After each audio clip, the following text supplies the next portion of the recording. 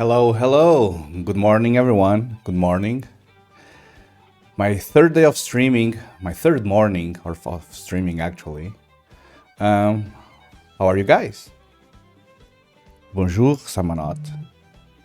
I didn't know your French was so good, actually. Welcome, welcome. Bonjour, Portuguese man. Yes, indeed. Bom dia. That's how you'd say in Portuguese, if you are interested in that. Je ne compris pas le français. Oui. Or no. I kind of don't understand what that means. I know how to read it though, I just don't know what that means. Parlez-vous l'anglais? Yes, I do speak English, as you can probably tell from what I've been saying so far. Okay, guys, so guys and girls, I need to be more inclusive. Objective for this morning is to work on our beautiful Game Boy emulator that we are going to kickstart officially today. I've already spent some time reading the documentation that we need to build this bad boy, but why not go over the documentation with you guys and maybe we can learn something together. I bet that will be fun. Yeah, so from what I've been able to research, gbdev.io is essentially the... sorry, I'm not sharing the screen, and now yeah. So, from what I've been able to tell, gbdev.io is the largest website with community resources on how to build your own emulator.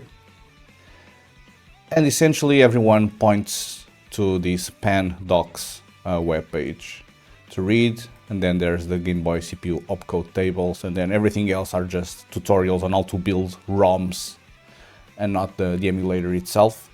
Yeah, so not trying to scare you guys, this will be all of the opcodes that we will need to implement at some point in time. I don't know if that will be today or not. I don't really have an idea on how long this project will take, because best case scenario, I'll be working on it 3 hours a day during mornings. But I won't be working on it every single day because I also have other projects, game dev in Unreal projects to go through. But I would say that this will probably take, at the very least,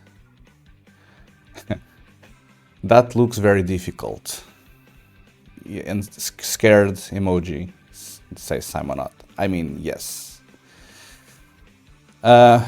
I would say it would probably be way worse if we actually were required to build our own GPU layer. If we were actually required to use OpenGL or DirectX or something. Fortunately, this is all pretty much CPU codes going over. Even their GPU is just a separate CPU that takes commands. So yeah, I don't really know where to start. I can show you what I have in terms of code. So I have my beautiful Hello World. If we try to run this, it prints Hello World. Isn't life beautiful? Okay, can I scroll? Not scroll, can I zoom in so you guys see this better? Hold on.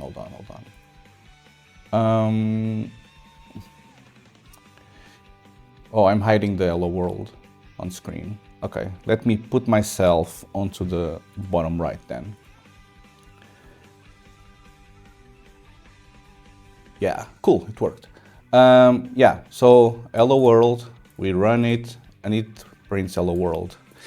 Guys, we made it. We have our first Hello World emulator.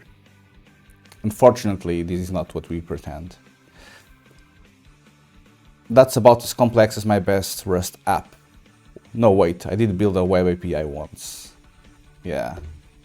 Unfortunately for me, this is not by far my most complex Rust app. Okay, let me see if I can actually zoom in. Zoom ID.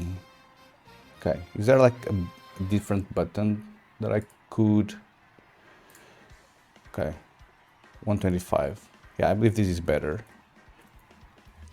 Okay, I was trying to see if there was like some sort of shortcut that I could use to... No, nothing works. Okay. Any case, I increased the percentage to 125%. I hope you guys can read this better. If not, I can zoom in even more. But yeah, in terms of actually code that runs, this is all we got. We got a hello world, which is a good start in my book. Besides that, I did start reading some specifications things. So, for example, here it specifies what is the master clock for the communication between the different components that we'll need to handle. Then there's the system clock, which is the base clock for the CPU. So this is actually like 4 times this, I believe. Then we have the amount of RAM that we'll be able to play with. So we have 8 kilobytes for work RAM. Oh, my cat is meowing. Can you guys hear this? I think he wants to participate. So we have 8 kilobytes for work RAM, and then we have 8 kilobytes for video RAM. And this video RAM, I believe, is the RAM that gets mapped onto the screen. So whatever we put on this video RAM will be what will be displayed. These are some physical dimensions. So the LCD is 4.7 by 4.3 centimeters. The resolution in pixels, 160 by 144. In terms of palettes, color palettes, if you remember, the original Game Boy had palettes that allowed for 4 different shades of green/gray. So for the background, you have one palette with 4 possible colors, but for objects, you have 2 different possible palettes with 3 different shades. You're gonna start the screen first, screen API. I don't know. Again, this documentation is not really a tutorial on how to build this thing. This is just documentation on how each individual part of the Game Boy works, like in terms of audio, in terms of graphics, in terms of the joypad, like the buttons themselves, in terms of serial data, because the Game Boy allowed you to connect with other Game Boy through a cable and send data back and forth. Then you have the interrupts for working with stuff like that camera that you could put and like take photos with. So I mean, there's plenty of stuff. We will probably try to start from the top, obviously, which will mean that graphics should be the first one that appears. And in my book, audio will probably be the last one. Because, I mean, we can play a game with graphics, but we cannot play a game. We cannot play a game with graphics, but we can play a game with audio. So I think audio will probably leave it to last. We might like create some stubs so we have an idea on what the architecture will be. But automod, holy, automod, the message. Oh, you removed that. I was reading what that meant. Got him. I mean, it got auto-modded, so I don't think it even showed for everyone, but I do appreciate the effort. But yeah, just to finish the specifications page, we have different palettes depending if you are talking background or in-screen movable objects. In terms of palette, for the original Game Boy, it's only shades of green. And then we have the sync frequencies for the screen, both horizontal and vertical. Sound for channels with stereo output, and power. I mean, we can probably emulate this if you want to go this far, like pretend we have some fake batteries and I don't know. I don't think we'll need to care about power, at least for now.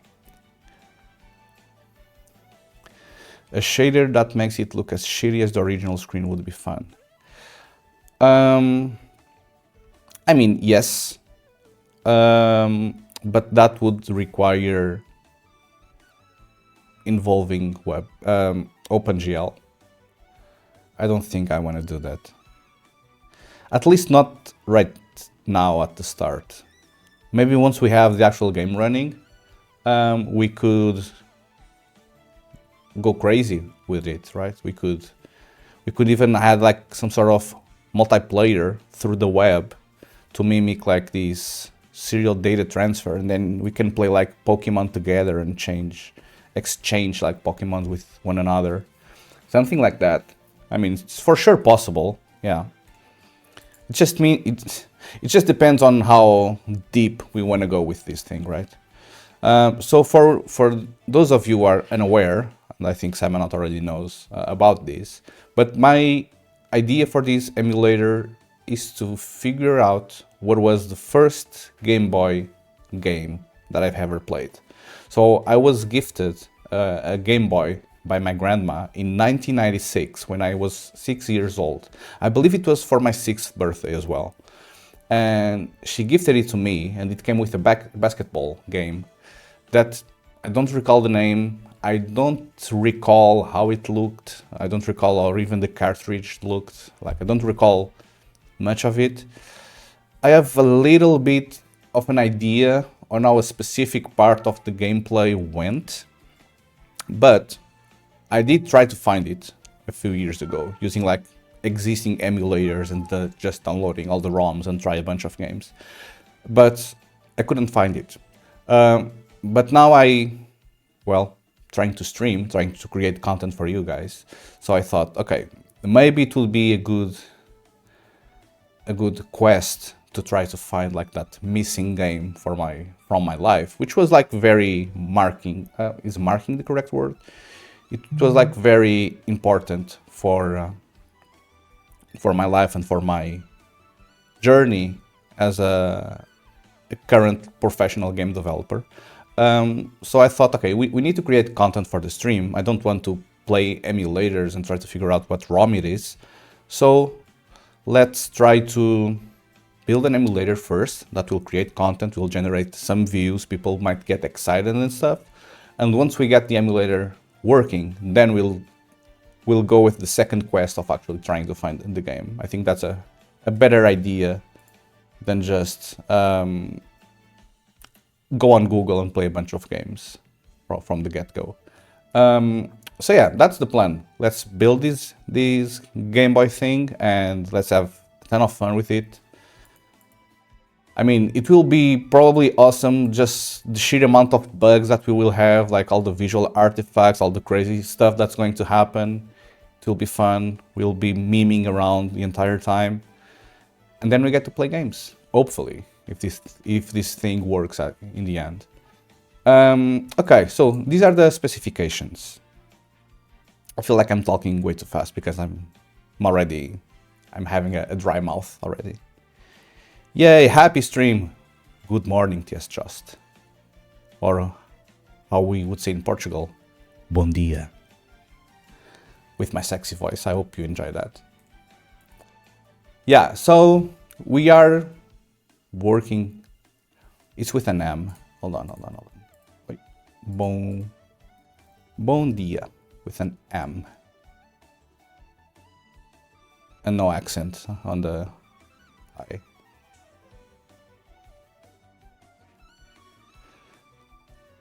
It's not no accent. It's no weird sign on a. Yeah, well, only the French abuse on their accents, right? So okay, so these are the specifications, and this is kind of what I have mapped already on my constants file here. So this is the master clock, which is many hertz. System clock is a quarter of that. blah, blah, blah, blah, blah, blah, blah, blah. And then this is the second page that I already started looking at, which is the memory map thing.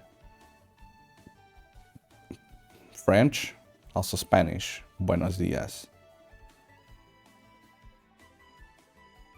I don't know if Spanish writes dias with an accent on the I. I seriously doubt it. Oh, it does. Well, I've been corrected live. I've literally no idea how you would implement this, so it should be interesting. Well, I don't even know how to reply to that. I appreciate the trust you have in me, though. We'll try. We'll try. I mean, it will be probably more interesting if you guys also try to like collaborate and do and say like crazy stuff while we try to figure this out together.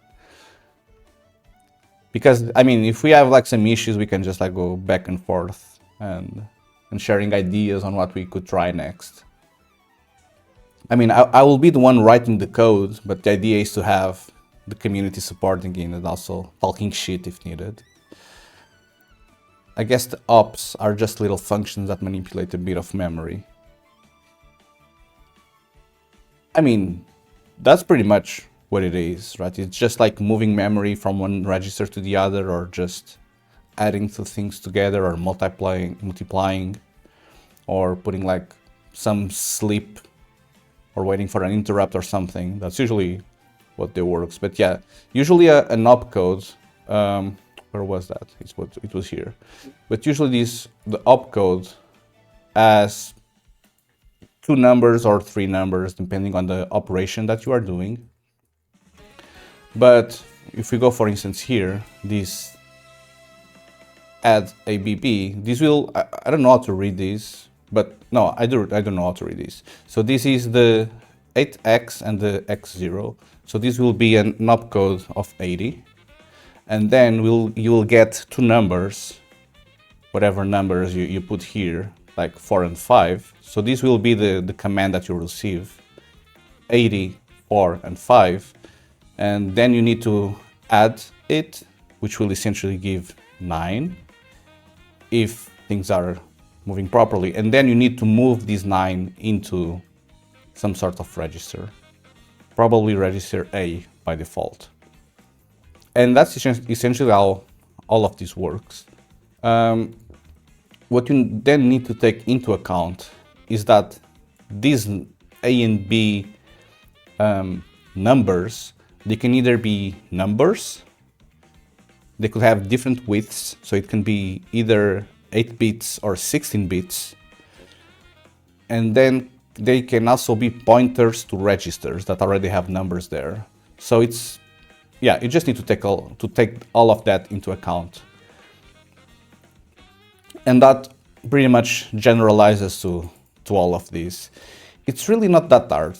Once we have like an idea on how we want to implement this, it should go kind of smoothly. This low-level stuff is fun. A bit scary though. A bit scary, yeah. Aha. Ban Simonot. I mean, I cannot ban mods, can I? Okay, so we went over the specification, which is this. Oh, and by the way, we are doing the original Game Boy, but then if you want to go either the Game Boy Pocket or the Game Boy Color, it should be kind of trivial to generalize our code to also support these two versions of the Game Boy that came immediately after. It's just a matter of if-deathing, if-death, else different parts of the code.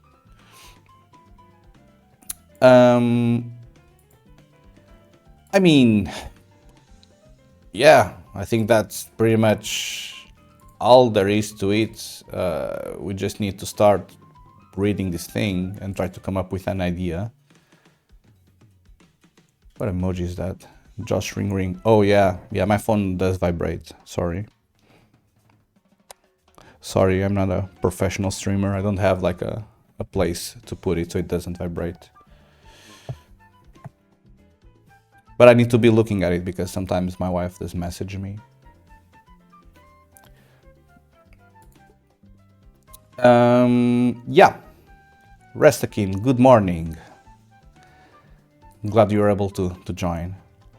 The only hard bit is the sound. Rest is easy to write. I don't know if audio will be hard or not, but based on my professional experience, this is the only part that I don't have experience with. So I think I'll leave this to last. Again, because we do need graphics to play the games, but we do not need the audio to play the games. Be back later, very hot shower. Good luck, have fun. Yeah, don't burn yourself. Are you going to jump like into the icy water after? That probably feels nice, doesn't it?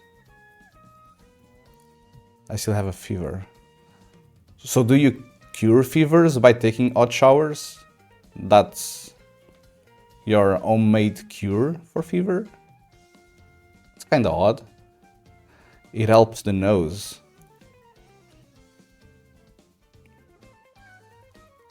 What? I mean, okay, I don't know. Usually here when we have like runny nose or stiff nose or whatever, we have like sprays that you spray and yeah. I mean, that does feel more natural, so good on you, for sure. Yeah, so, and then this is, just continuing to the second page, this is the memory map. I think I will just open several tabs for this. Which essentially this tells you the range of addresses whenever you are making some sort of operation, just so you know when you are on a specific range, where should you go, like which, not device, but like which component of the Game Boy you need to go and do that operation in. So we can see that from all zeros to 3FFF, we are in the cartridge ROM bank 0. All the games have this ROM because it's like fixed in every single games. But then there were other games that could add additional memory inside the cartridge for more heavy games at the time, right? So for those situations, they could literally solder a different slot of ROM, RAM, whatever, inside the cartridge. And this just means that for those type of games, these are addressable through 4000 to 7FFF for the games that have it. Not many of them will, most of them won't actually, but maybe the Zeldas of life and the more recent Pokemon probably would do something like this. Yeah, then we have the video RAM, which is essentially is mapped to the screen itself. So whatever we put between 8000 and 9Fs will just get shown on screen. Then we have an additional 8 kilobytes of external RAM, which is even more RAM that you might need for the game, and this lives in the cartridge as well, but it's like an optional thing. Yeah, then we have 2 slots of 4 kilobytes each of work RAM, which is the RAM on the Game Boy itself, so you can do the math and stuff, registers and storing data, that kind of operations. Then we have EcoRAM, which we don't know what it is because it's forbidden territory, and we'll probably get banned if we try to use this. So this is secret, guys. Oh, but it says it's a mirror of this. Okay, yeah, so something to not use. I think probably we just need to make sure that this is the same as this. I don't know. Object attribute memory comes next. And if I remember correctly, objects are movable sprites. So we have fixed sprites, for instance, the background, it's a fixed sprite. But then we have objects, which are made of like 1 or 2 tiles. And objects are movable, so I think these will be where you store where each object is in the world, like which velocity they have, which color palette they have, and that kind of stuff. Another forbidden area, which will get us banned if we go there. Some I/O registers, probably to interact with the joypad input and maybe the serial data transfer with other devices, or even like the black and white camera that they had that you could take photos with. Then we have more RAM and interrupts for stuff. Yeah. Then from the I/O, which goes from FF00 to FF7F, we have this map here. So yeah, we can see clearly that some of them are for joypad input, other are for serial transfer. We have timers, interrupts, audios, more audio, more LCD management, blah, blah, blah, blah, blah, a bunch of stuff. We also have infrared, lots of cool stuff, okay? Then the video RAM, which they say here it's normal RAM, but I do believe this gets mapped to the screen somehow. So whatever you put here will get drawn. Jump vectors. I don't know what these are. Then we have the cartridge header. I don't know if you guys know this, but it was required at the time. All the games. So do you guys see that when you play that game, like that Nintendo sliding logo that appeared at every game that you played on Game Boy? Essentially, this is hard-coded in the Game Boy. It's the actual Game Boy that plays that logo scrolling down. But it was a requirement that every single game that came on the Game Boy had to have a copy of that scrolling logo in the first slots of RAM of their game, of ROM, I mean, on their game. And then when you launch the game, we need to compare all the bytes to make sure that the game is an actual Game Boy game. And only if all the individual bytes match between the copy that the Game Boy has and the copy that the cartridge has, we are able to start the game. DRM v0.01. I mean, pretty much. Well, because there was no actual internet at the time. I mean, there was, but not easily available besides universities and stuff. There was not really a good way for people to do this, right? I mean, I would say that the alternative at the time... Cat is meowing again. I would say that the alternative at the time was for people to manually enter serial keys. But I mean, we are talking a Game Boy. I mean, you don't actually have a keyboard to interact with it. You do have like the buttons up and down and A and B. But just imagine writing like a 60 character long serial key there, like to be awful. And you'd need to do it every single time. So these are probably a lot cheaper and easier to maintain. But yeah, essentially, if we are off by just a single byte, the game won't load. Blah, blah, blah. EcoRAM, just a copy, and then more stuff. Okay, cool. This is the memory map. And then these are hardware registers, which seems to me are kind of a copy of these I/O ranges. If I do it like this.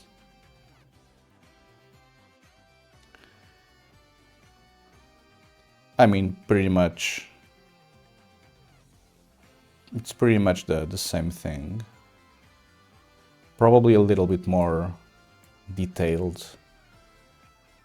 LCD control, LCD status, viewport X and Y, sound channels. Yeah, plenty of cool stuff here. Then we have summary, and I think we should start with graphics. I mean, I would say that probably the initial idea or the initial objective should get to probably read those first bytes from any ROM that we give to the Game Boy, and if they match, then we just say, okay, this game can run. Okay, summary is just what we read. Yeah, and then we have graphics. Okay, and just going back to this file, these are, I already read the graphics bit, but we'll still quickly go over them. And these are the concepts that I have specified here. But essentially, we have tiles. Tiles are 8 by 8 pixel squares. And each tile has one of 4 possible colors in the color palette. If they are an object, if they are an object and the color palette is 0, it means that that specific pixel is transparent. But if it's 1, 2, or 3, then it's one of the shades of gray or green in this case. But then for backgrounds, we have actually 4 different layers of colors. Yeah, so palettes are just possible colors that you can have, but essentially you can have like multiple palettes specified. I mean, essentially you only have like 4 shades, right? But you don't need to have these 4 shades in always the same order. You can like switch them and stuff just to create different effects. So you can have different palettes in memory, and then a reference from each individual object to this palette, and then you can switch palettes at runtime for like blinking effects and stuff. Yeah, then the Game Boy has layers, a background. Cat is meowing, he's being a little bit annoying, just like cats are. Wife is also saying hello. Let me say hello to my beautiful wife.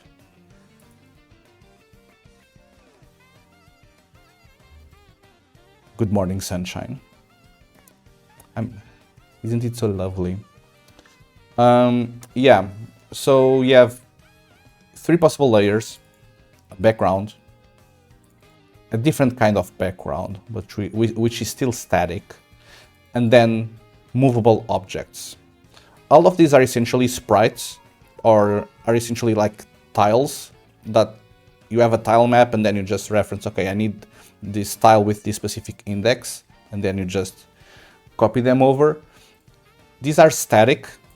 The only thing we can do with either the background or the window is to move them all at once, just like for those scrolling effects. Like imagine you are playing like Super Mario, like the background moves as you walk towards the right. So that's the only operation I believe we can do with background and window.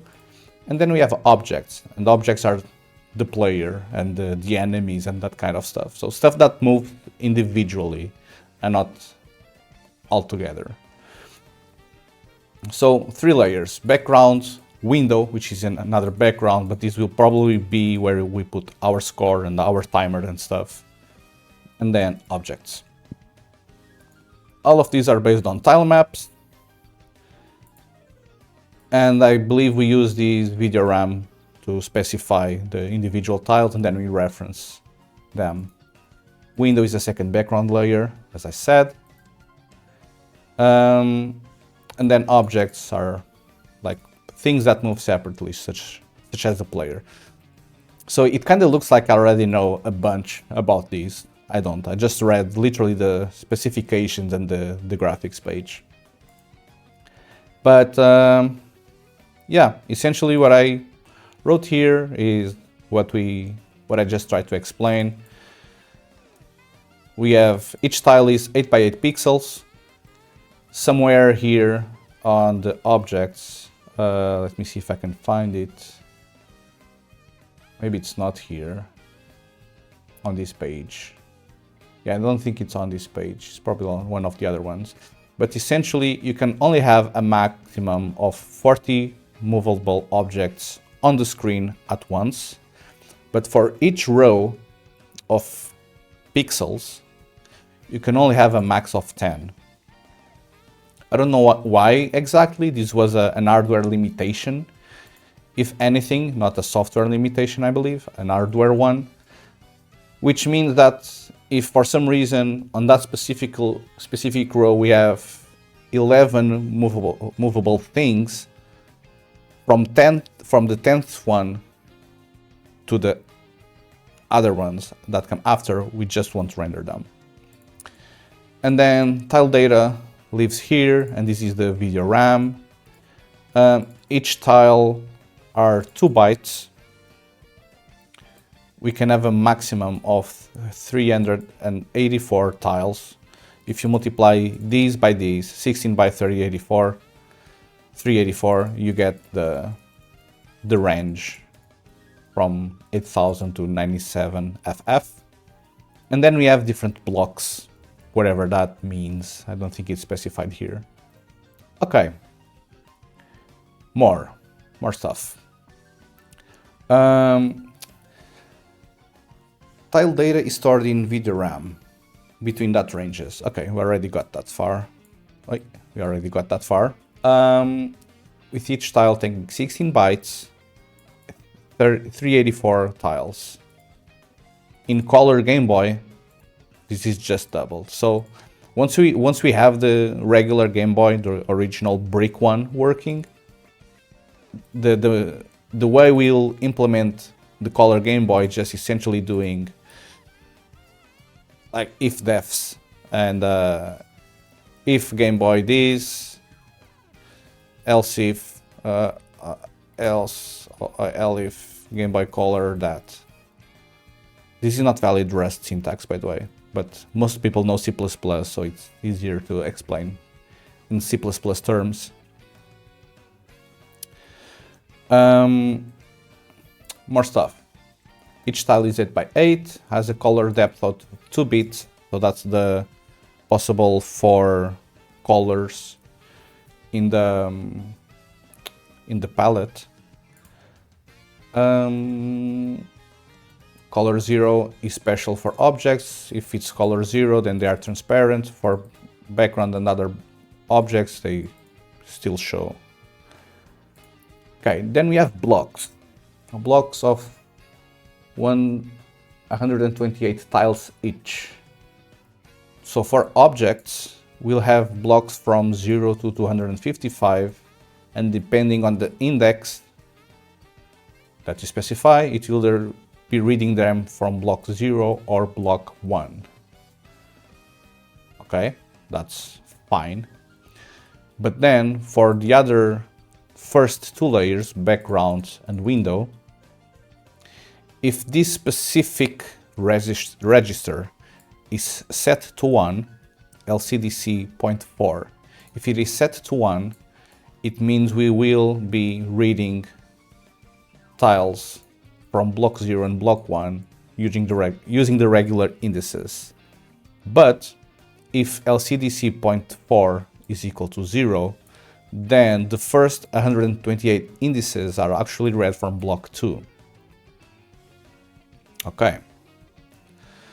And then they say there are 2 methods to get into these, to read which tile you actually need from these blocks.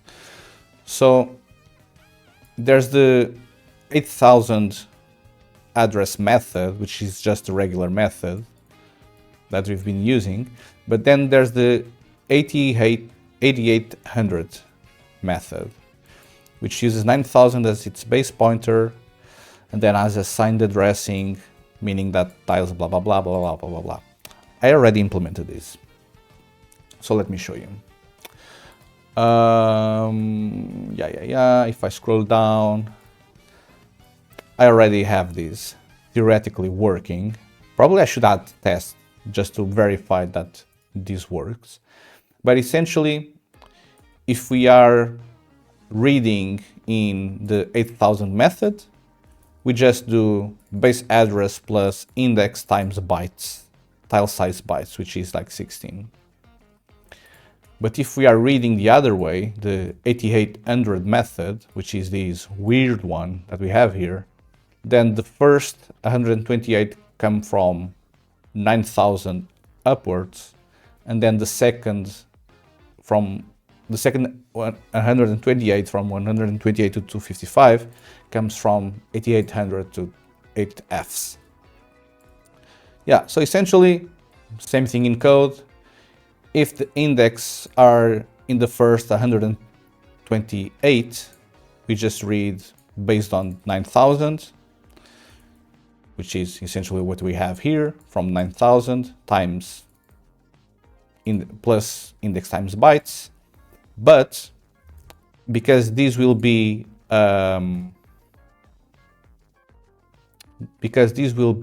assigned addressing, it either means that this number can be negative, so we can actually say, okay, I want the tile minus something, or we want the tile, we can say we want the tile -1, or we want the tile 129. So we need to essentially handle those. So we just unroll if the index is positive or not to a proper number, and then we do the 8000 base memory calculation and get it. Maybe we should add some tests here, at least just to verify that this works, right? Because this is like the first code that I've written for this. So maybe it's a pretty good idea. Okay, now it's the part where I show that I don't actually know Rust that much, because I don't know this syntax by heart by any means. So essentially, you create a module, you say config test, and then you add tests. It's simple enough. And I already minimized. Yeah, okay. I'll need to get used to this keyboard. So I apologize in advance. No, this is mod. No, config test. And this is mod tests. Tab to autocomplete. Hello. Ay. I'm not used to this keyboard. I apologize. I mean, it's already telling me which code I could use, so I'll just go with that, honestly. Okay,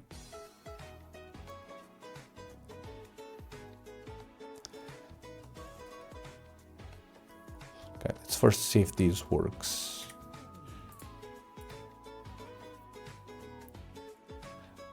Okay, what's happening here?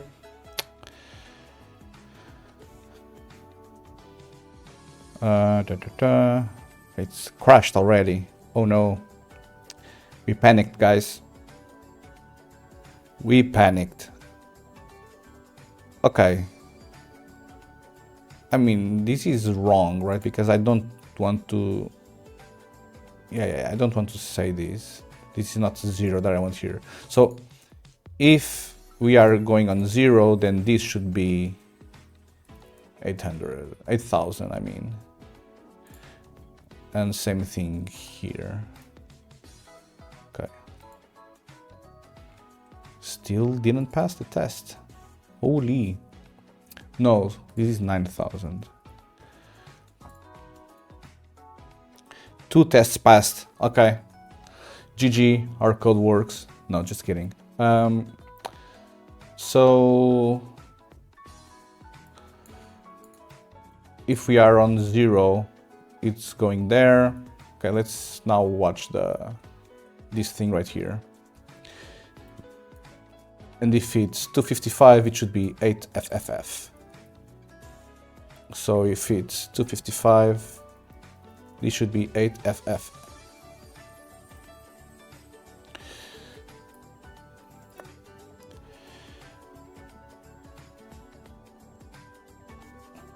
It actually says no.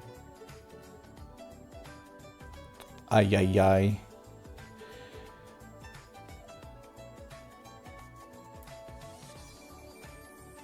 Well, no, because 8FF will be the last. Yeah, will be the last address. So we'll need to remove one index from there. Actually not. Guys, help. +1.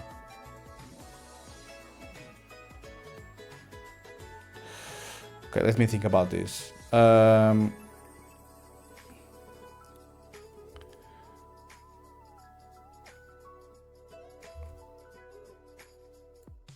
I mean, if we need to go 16, it is 8FF0.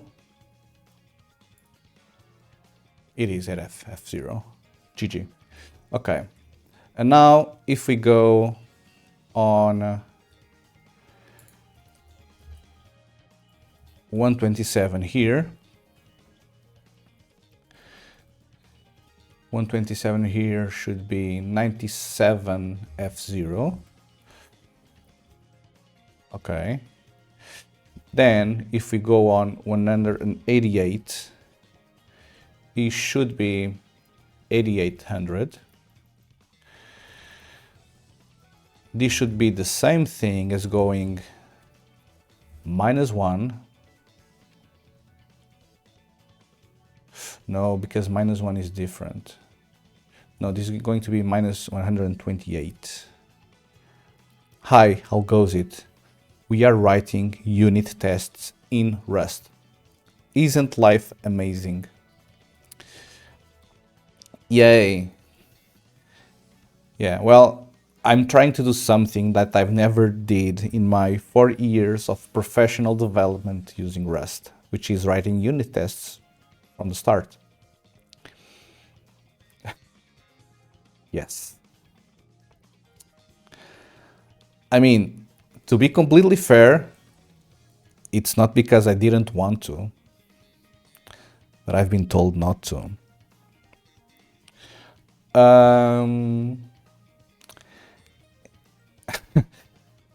Yep. We keep going though. Okay. So the 8800 method. So this goes from 0 to 127, and this goes from -128 to -1. So 128 and -128 should be 8800. And then 255 here and -1 here should get you to 80FF0. 80FF0. Game stuff is hard to unit test too. That is true. That is true. Again, just to give some context to some of you guys that might not know, I did work professionally with Rust for the past 3 years, not 4. I apologize for being an absolute liar. I've worked with Rust for the past 3 years professionally. I was working on a proprietary game engine for web games. And yeah, we were essentially building a rendering engine from scratch, optimized for web, compiled from Rust to WebAssembly, and we used WebGL, all that kind of stuff. So I think what TS means by game stuff is hard to unit test too is that the graphics layers, the graphic layer is very difficult to unit test essentially. I did want at the time, so usually in order for you to test the graphic layer, you don't actually write unit tests, you write, I don't know what to call them. Are they like integration tests or something? But essentially, instead of running unit tests like these, where you just assert that something is going to happen. Usually what you do is you run the game, you take a snapshot, and then you compare that snapshot with a snapshot from like the previous day or something. And you do a pixel-based comparison for each pixel with some sort of threshold, and then if things don't look the same as they did the day before, something weird happened and we need to go and take a look. But it's very difficult because it won't tell you what line is breaking. So it still requires a bunch of put your hands dirty into the code and try to create a mental map of what might be going wrong. Okay, guys, we wrote our unit tests for all of these boundaries. Do you guys think this is going to run correctly the first time? I mean, I've only tested these and they passed. I haven't tested this function yet. Do you guys think it will work? Press 1 if yes, type 1 if yes, type anything else, no. Time or not with a 1. Can I get a second reply just to create some tension? Okay, maybe we won't get a second reply. So let's run this. I missed the question, sorry, says yes just. Okay, so we tested these 8000 based address calculation and the tests have passed. We haven't tested this function yet.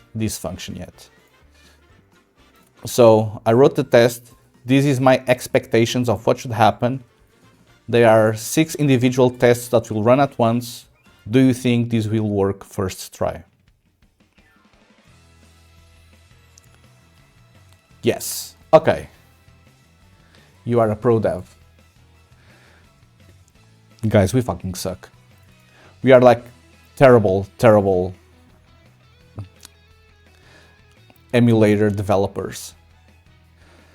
Okay, can I like get the line that crashed? Okay, it crashed on the 75.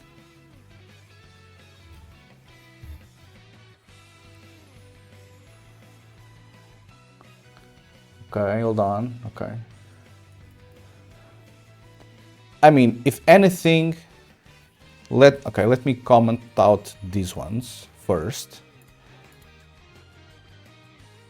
Okay, still no. So line 76 is now crashing. Okay, so there's something odd with our calculation, so we will debug it. Actually, guys, this is your official announcement number 2. I never got to use a debugger in my last 3 years of Rust professional development. Yeah, fun times all around. Indeed. So we are learning a ton already. We've learned that there are unit tests in Rust, native ones either. Like even you don't need to add any library to it. It just comes with the language. Imagine being able to have your own unit tests from the get-go. And now we also have debugger support. Because, and I won't blame anyone for this, but once you go web development with Rust, you lose the ability to attach a debugger to it. Once you compile to WebAssembly, you are cooked. So yeah, they were a tough 3 years of development because every time something broke, we hadn't any clue. So we did what any professional software developer does. We did printf based debugging. Yeah, why is Simon not in team chat? Aye. My chatters are not, how do I say this? They're not on my side. They still prefer other streamers. So sad. Guys, is the music a good volume? Because yesterday I did have to tweak the volume a little bit for the Red Dead Redemption 2. So let me know if you think it's proper. Alright.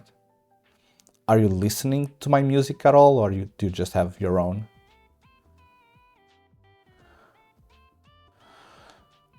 Why is Simon not in team chat? Simon not replies. Want to see who's first to get banned.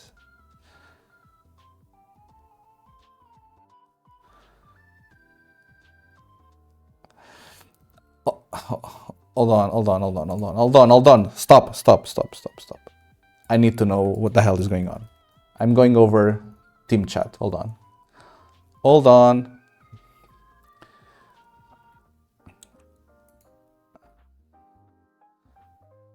Shared hyped train. Shared? What? What is happening?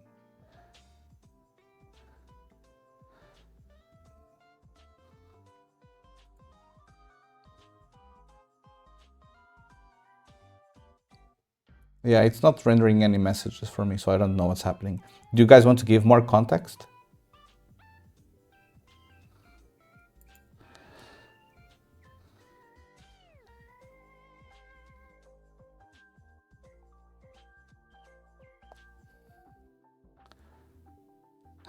Tim has a new rule that if you trigger him, you will get banned.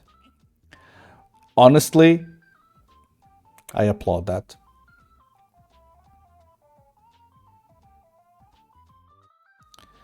I seriously applaud that. I'm not tolerating that shit over here.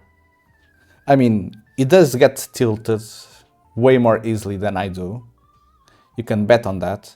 But, I mean, if he thinks his chat is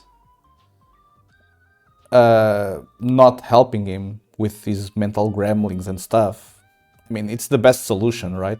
Well, maybe not ban them, but like time out them for the day or a couple of hours. So yeah, I do applaud that.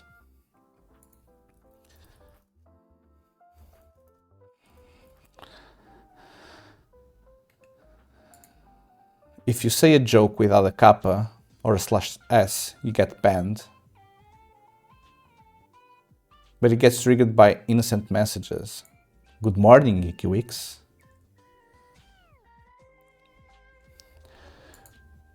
We are nice people here. We say good morning whenever we join a new chat. So if you say, whoa, 5 degrees and rainy, what a nice weather, without an S or a kappa, then you get banned.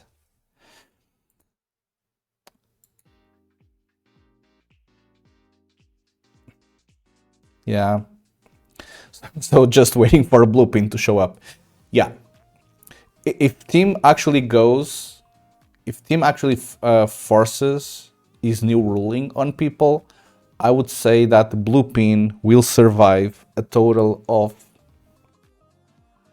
72 seconds since his first message. 8 minutes. No. No, blue pin will get there. He will say some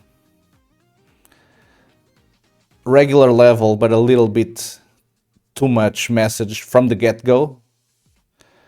And Dudesort adds 7TV emotes when? I mean, when? Now? Bro, we have 7TV here, like we are a professional stream, what do you mean?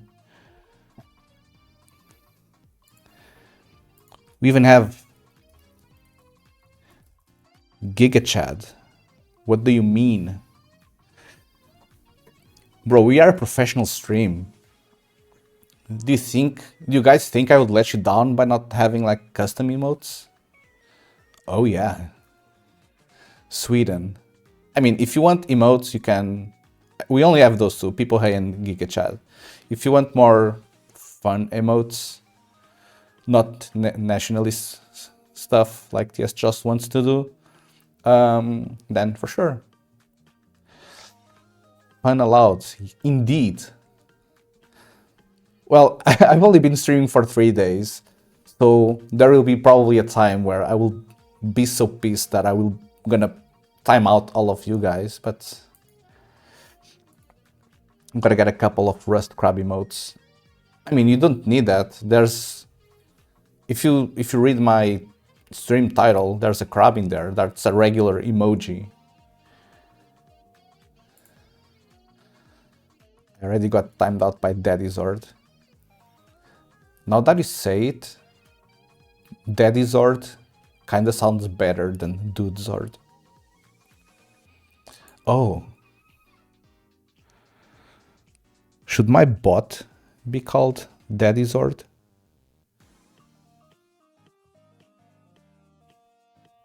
Thoughts?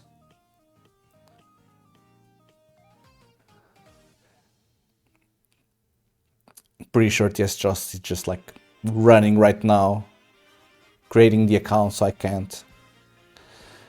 Okay guys, let's create Daddy Zord right now. We are sprinting. The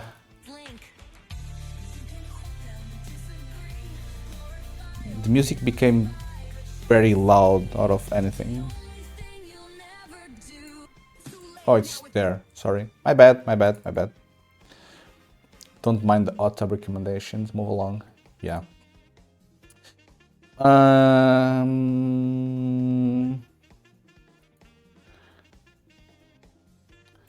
Okay. Guys, I'm using Proton email. Do you guys know if I can use like that plus thing alias?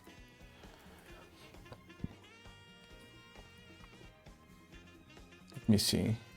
Proton email plus alias. Can use same email too.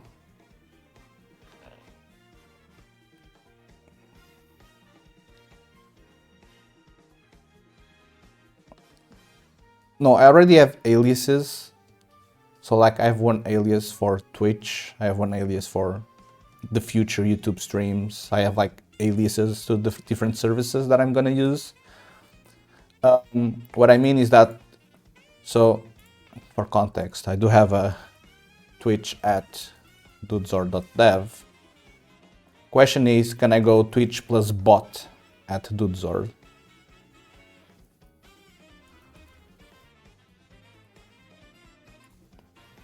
Aliases plus aliases. Okay, I mean, we'll give it a try. Daddy Zord.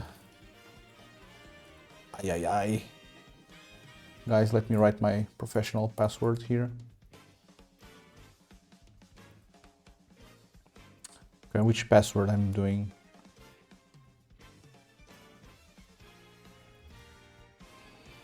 Month. Yeah.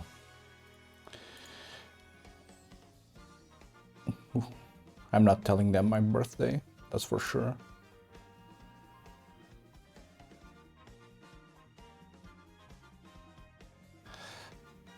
Oh yeah, the username is... fucking hell.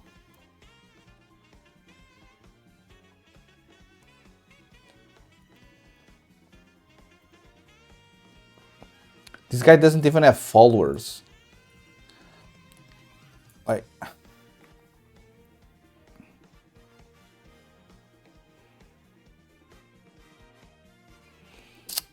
Bro. To be honest, I'm very sad because I also created... So, I started creating like all of these accounts around just like to prepare, like TikTok and stuff. Bro, there's some guy on TikTok with Dudezord. The Dudezord username. I don't know. Is it like this?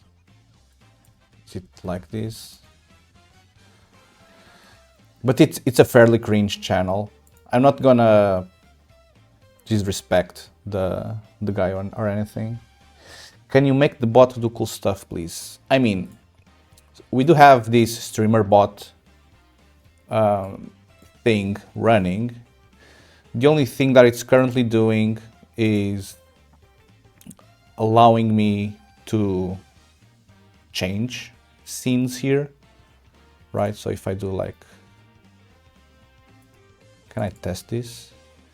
Yeah, so if I do this, like, it should switch the scene, hopefully. And then we have these exposing. Oh, this is not logged in here. Okay, hold on. Wait. Copy. And then I have this thing here. Ay, caramba. Stop. I don't know if this is going to work. Hold on. Yeah, I'm not logged in. Yeah, but essentially, I then have these exposing a web server on a web server. So I have like an HTML virtual deck that I can click and do these actions here. But I mean, this bot is very generic and allows you to do a bunch of stuff. So yeah, we can do cool stuff with these. I just don't know what at the moment. If you guys have like any cool ideas, that's all cool and stuff. So it's already connected to OBS, Stream Elements, YouTube for the future. I'm still not streaming there. Twitch and the streamer bot server thing. I can come up with silly ideas all day long. I mean, I kind of wanted more useful stuff, not like silly just for the sake of being silly. I mean, if they are fun and they like make people watch more, I would appreciate it, obviously. But for example, I've seen like other channels have like some sort of Pokemon game in chat where people just like spam throw ball and give potion and that kind of stuff. That's just spam. I don't want like people spamming funny commands.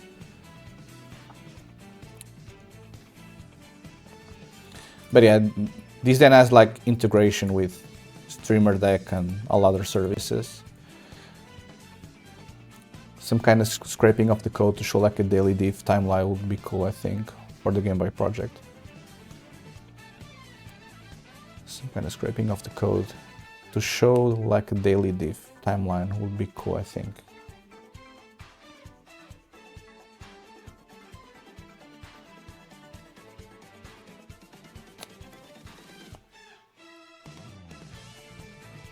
Oh, okay, so like a command that you, for instance, you type like diff, and then it would say dudezord wrote X lines this week plus blah since yesterday, something like this.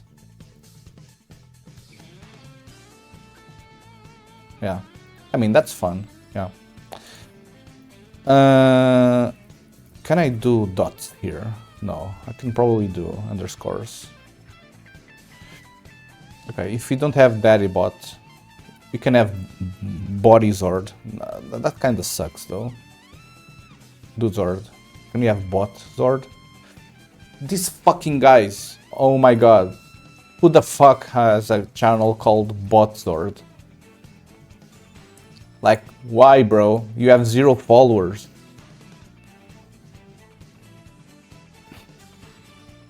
I really don't get this. Why would you go out of your way to create an account that you don't use for anything? Like, even if you are an active chatter somewhere, you'll still get some followers here and there. I mean, I started streaming with 16 followers just because I've been active in chats for the past 4 or 5 years. I only streamed once and it was like Eggy or something.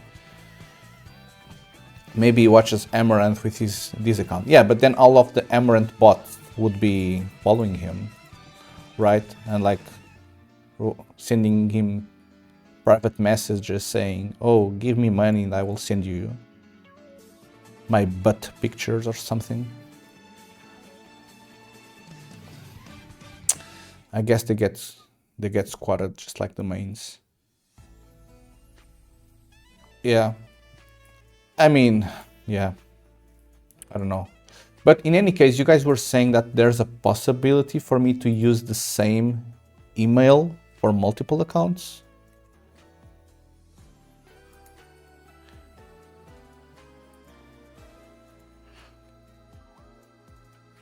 I still think I'll prefer the plus alias though. Okay, but let's create an account. So this is going to be twitchbot at dudezord. What do we want to call him?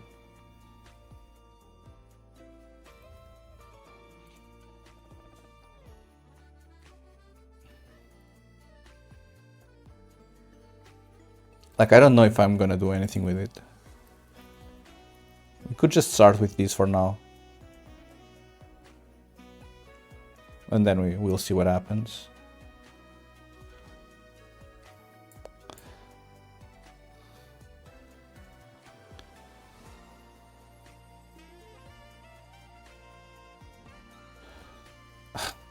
Bro.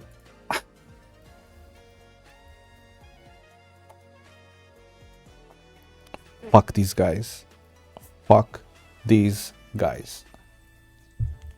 I mean, to be honest, this would be way more, a higher probability that this would be taken, right? Still 0 followers. Twitchbot dudezord. I don't know. I do not know.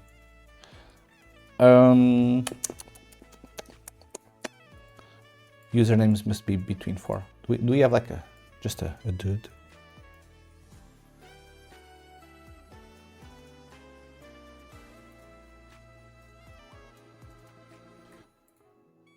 Fuck.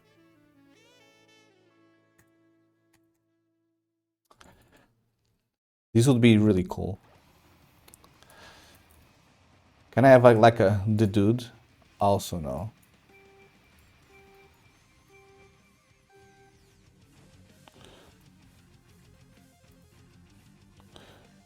Dudebot sword. No, this feels too much, right?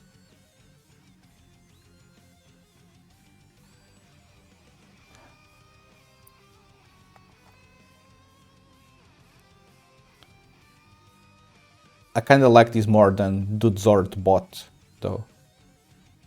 Dudebot sword.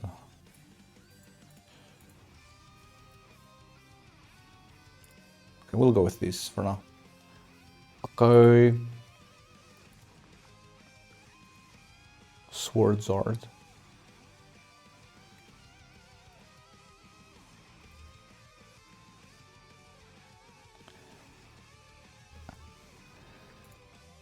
Swordzord. Bro, can you like do a research before coming up with names? Please?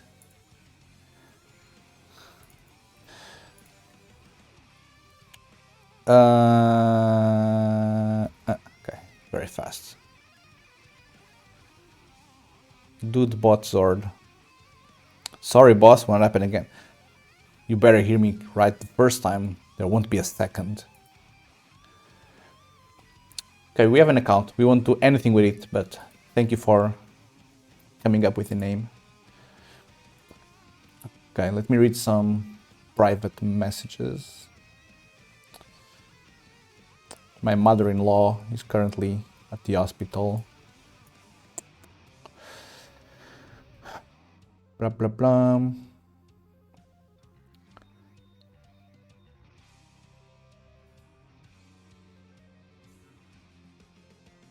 Fucking hell, really?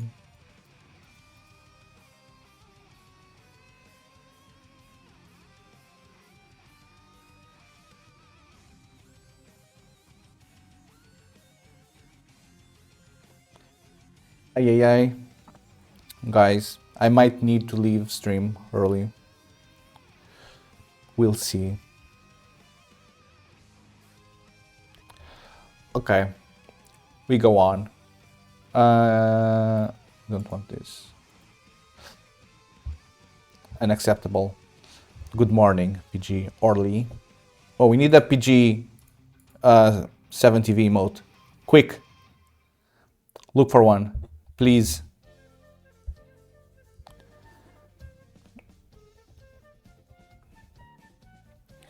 We need a PG.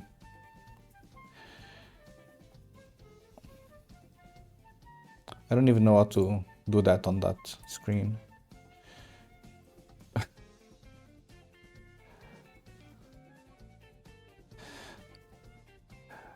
No, I meant a PG like Tim has, so I can do like the PG Orly meme.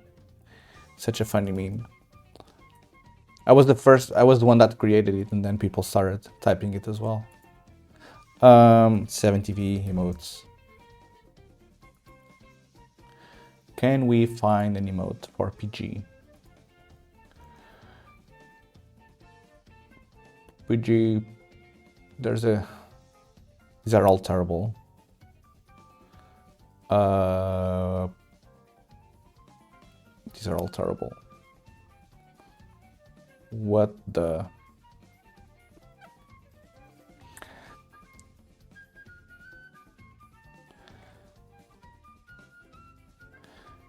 There's not a single good one here.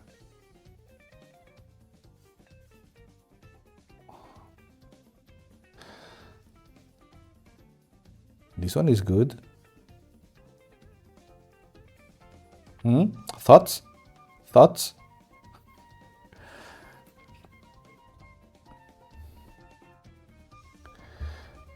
Yeah, and I can't find one good enough. Stare. Yeah. Yeah, we need to behave.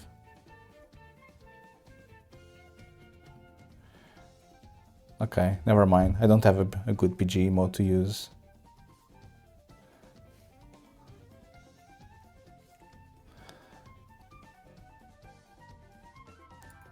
Hold on. Sign in. Hold on. Looks like I can do this with one click somehow. Where would you use that one though? I don't know the context. Okay, we go back.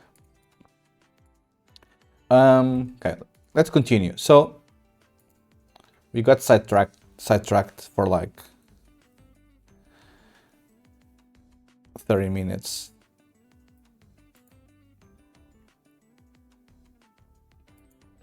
Yeah, I do like the stair one more.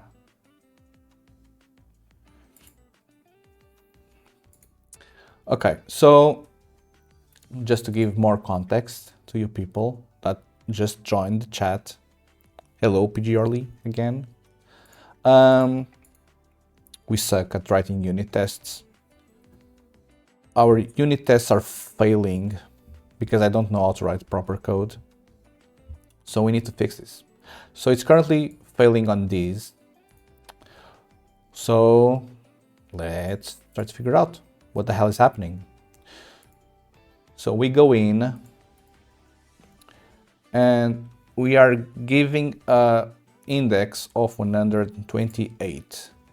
And we know that if we give an index of 128, we should be reading from 8800.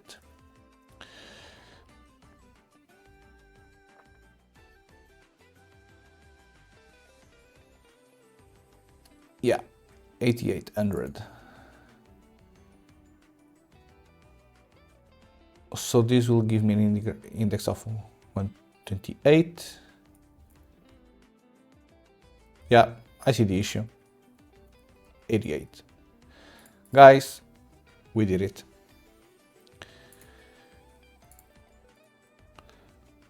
Fuck! It's failed, guys. Ay. Line 76. Oh, okay, now it's...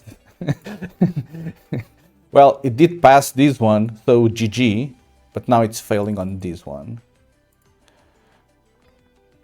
Guys, it's fine. It's fine. We will manage. Okay, so we put the breakpoint here. We stop. Bro. Debug. Okay, so we know that we need to go inside, the index is negative. So if the index is positive, we give the index. If it is negative, we add 128.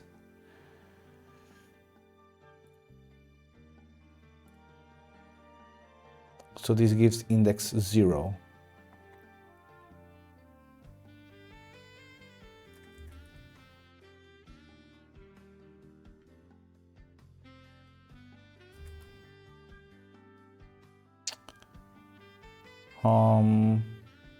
Hold on. So if it gives me minus 128 here at the start, this should resolve into 128.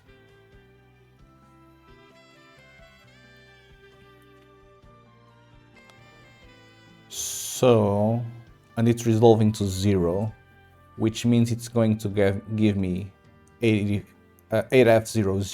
which is not what I want.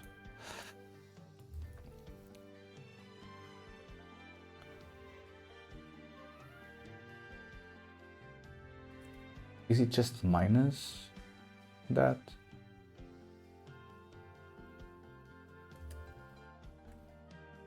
Do I just literally do this? We go again.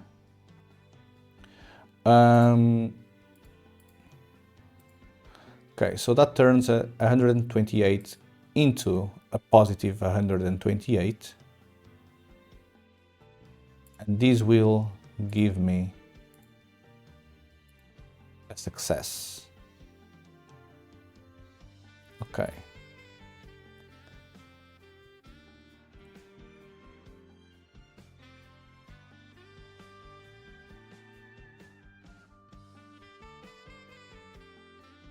Yeah, because 128 and minus 128 should resolve the same.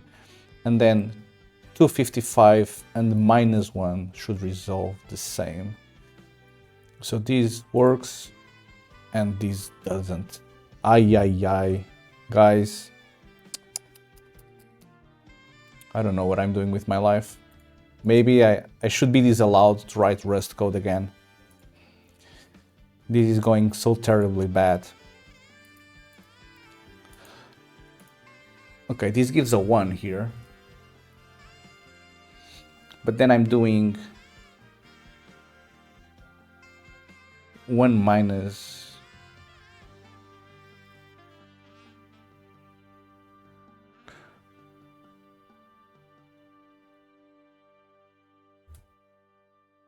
Hold on. No, so for minus 1, I feel like I'm just doing this way too difficult. I should just probably do... No, I mean, if it's positive, it's positive. But if it is negative... Hold on. Let's write some comments here to try to figure this out. So, if it's this should resolve to the same thing.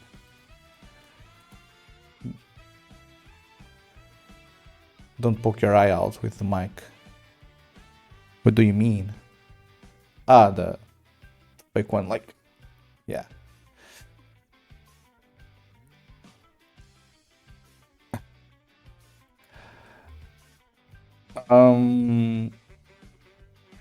Yeah, maybe I should move it a little bit lower, right? Just so like it sits more here and not here.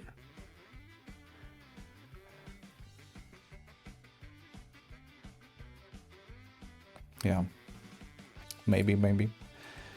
Guys, I do accept suggestions for my layout overlay thing. I kind of like how it looks though, so...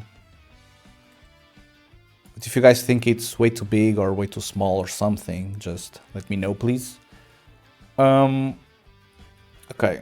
so if this is positive, we already validated that this is working properly. Then, if it's this range, this is also working. to 255.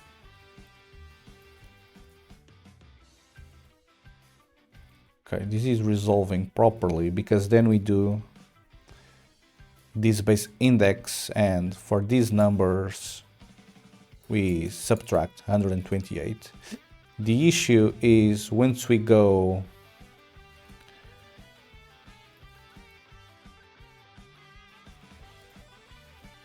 this, then this also needs to get resolved to this.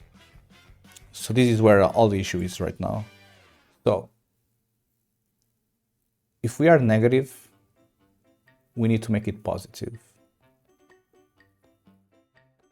Well, shouldn't I just add 256? And this will work.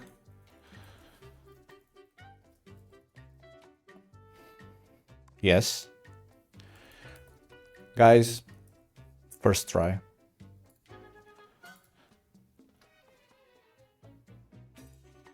Hold on. We did it. Yeah, I've just learned that it kind of looks odd, like if I go down like this to speak to the mic. Like the mic is actually here, so I should be doing this instead. So you'll need to come up with something. I might put like a fake mic. Well, not the fake one, like the real one is here. I don't know. Streaming is very difficult. Okay, guys, we have some unit tests and we fixed some stuff. So GG. Let's commit this. Our first committed code. Yay. You should add a logo on the laptop. Yeah, the Dudesort logo, and maybe have it like animated or something. I did receive a really good suggestion from Simonot yesterday. So my logo, hold on, I don't want to leak private stuff. It's here.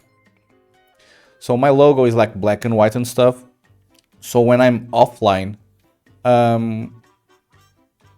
it still looks black and white. Then Simonot was like, oh, you can have animated stuff. You can have animated GIFs going on and about. So I tried to add an animated GIF as my logo, so it had like some color and animation stuff. I don't know if the animation is working, but at least now it has the idea is that it would look like this. So it like animated and stuff, but I don't think it's animating. Do you guys like how this looks though? This is just for Twitch. I won't use this anywhere else. This will be just for Twitch, just so people can see if I'm online or offline easier, if they like follow me and stuff. Master Jew, thank you for following. Welcome to the stream. This is my first week of streaming. This is currently day 3. I'm currently working on my personal pet project. I'm trying to develop a Game Boy emulator. This is the first day. We just started. We are doing all of this in Rust. I've been writing Rust professionally for 3 years. I don't like it, by the way. But again, it's the language that I'm currently most comfortable with. Yeah, and we've written our first. Then I joined at the right time. Indeed, you did. Pigorly with the crab emote. Let's go. Let's go, Rustaceans. Yeah, so we just wrote our first unit tests. Let's go. Hell yeah. Crab spin. And we passed them. So essentially the first code we wrote is some addressing code depending if you are doing a positive test-driven development. Kinda. I first wrote the code and then I wrote the tests. TDD would imply I would write the tests first and then write the code to pass the test. It was a kind of a reverse TDD. But yeah, so the first two functions we wrote are some address.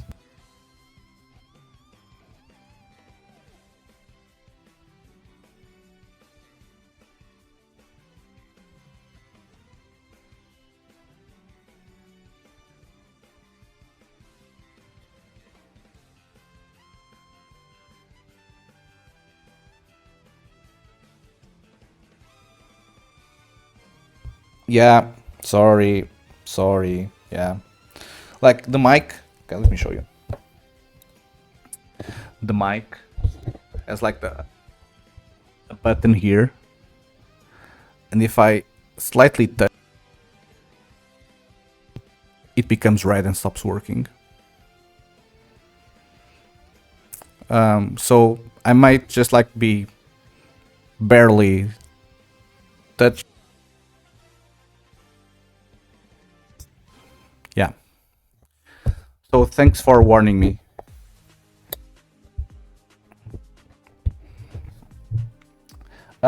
What is the scope of this project? I don't know anything about emulators. Glad you asked. So, do you know like the original Game Boy from the late 80s? Like the brick one? Like this looks amazing. Expensive as hell. But this was my first console, right? And it was a birthday present, birthday gift from my grandma. And at the time, it came with some sort of NBA, I guess, basketball game. I don't recall the name, I don't recall how it looked like. I kinda remember how it played like. And a couple of years ago, I tried to figure out exactly which game it was. So I downloaded a Game Boy emulator.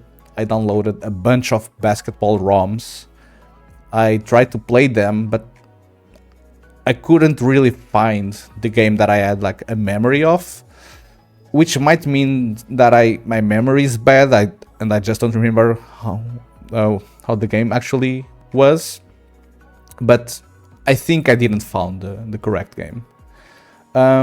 So now that I am streaming, I just started streaming again. This is my third day of streaming. I thought, okay, we need to make some programming content for the channel because, again, I'm a professional software developer. This is the only thing I know to do, professionally at least. So I thought, okay, it might be cool to try to find which game it was, but I just don't want to download an emulator and be done with it. Right? Like that would be very simple. So why not make it harder, more difficult to myself to find the game? So I thought, okay, maybe we could write our own Game Boy emulator. I know that I already knew that it is one of the most simple emulators to write in terms of all of the consoles that were ever released, right? I mean, we are talking late 80s, so people didn't know much about how to do a proper console with all the security issues and stuff. So yeah, we are trying to write this emulator, and the idea is that once the emulator actually runs games, which will probably take like a month or more, but it's fine. Once the emulator actually plays games, we'll try to find out the game that we want to play. And once we do, maybe that will be the end of the challenge. And another follower. Okay, hold on, I cannot read the entire name. Pambella, welcome, welcome.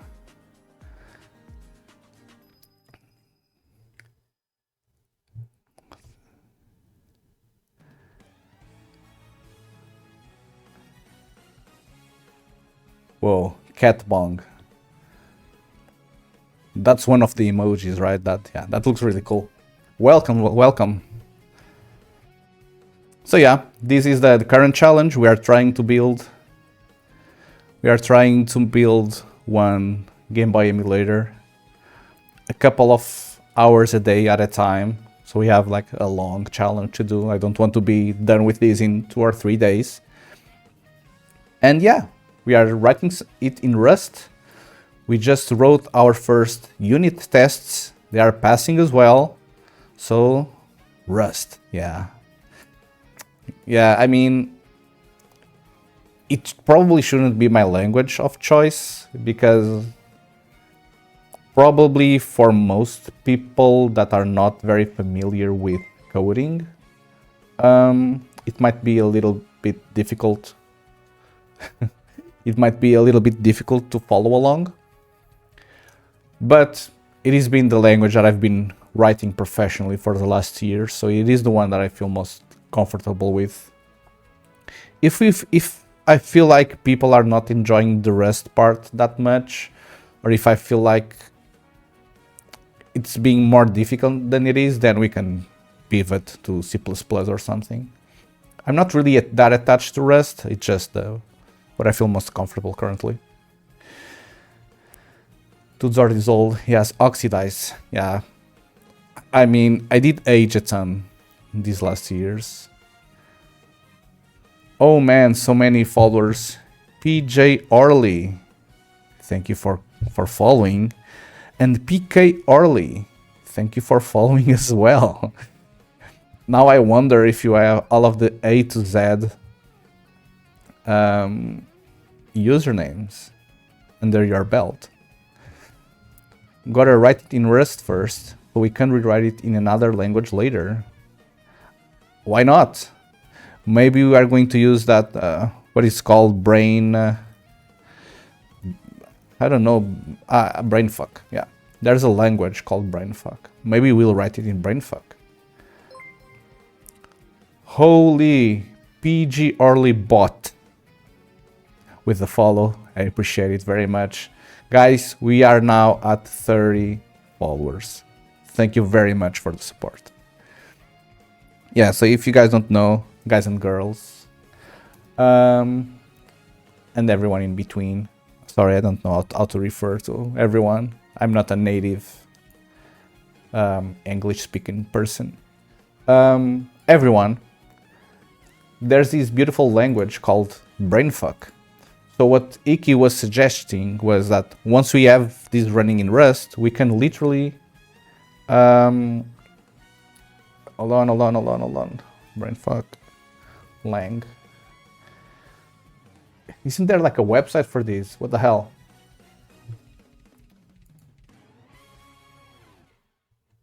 I mean, yeah, it's a language where you write stuff like this and then stuff happens. I may be a basic bitch, but I only use C++. Yeah, I mean, currently I have 4 years of C# professional development. I have 4 years of C++ professional development, and I have 3 years of Rust professional development. Yeah, so this is at the start of my career. These were like the middle years, and these were the last 3 years. So yeah, currently I'm going with Rust just because the most recent one. But I guess I could write in any of these. I don't know. In theory, Rust should be safer for this type of app, right? Is there anything unsafe about this? I mean, it's just an emulator. I don't want to like try to exploit people and crash computers and stuff. I mean, sure, it's gonna be safe by not allowing me to write bad code in whatever Rust says it is, but this is not going to be multi-threaded. This is not going to be async. So Rust is overkill for this. Affiliate when? I do believe I need to stream in 4 different days for that to happen. So tomorrow,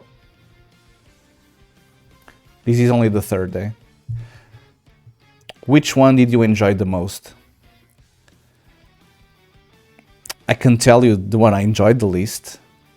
And this is going to sound crazy, but I hate with a passion. I hate Rust.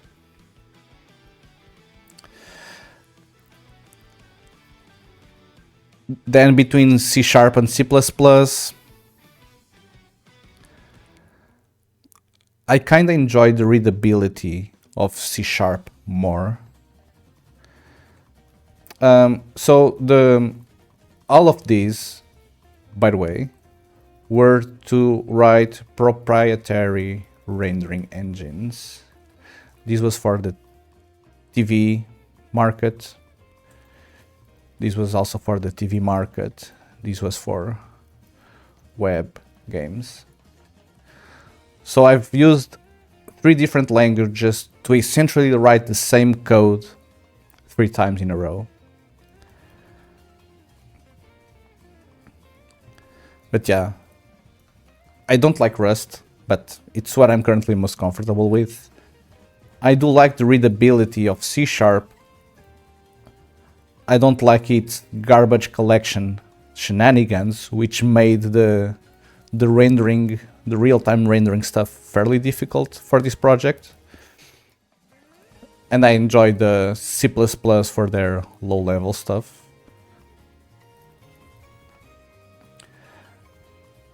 I've been doing C++ for ballpark almost 4 to 5 years. I don't like making apps in C# because of programs like ILSpy and DNSpy.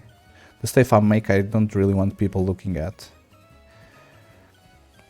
Yeah, exactly. So if people don't know, C#, this gets compiled into an intermediate language. But this intermediate, well, it's not really compiled, it's more like translated into this intermediate language. But this intermediate language does contain all of the method names still and all of the variable names. So it's very easy for you to copy code from competitors by just disassembling the executable, which actually happened on the first company I worked at, this one.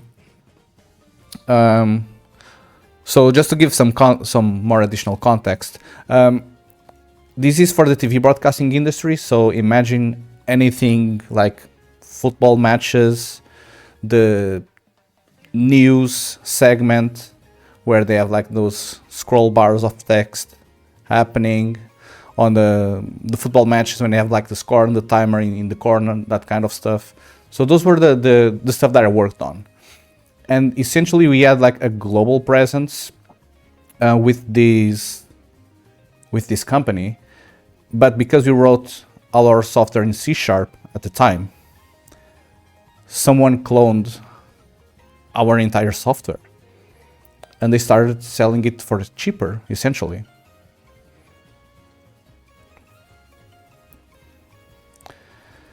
I do think they are still writing in C# now, but I think they now have some sort of anonymization step in between where they just rename methods when trying to build the executable.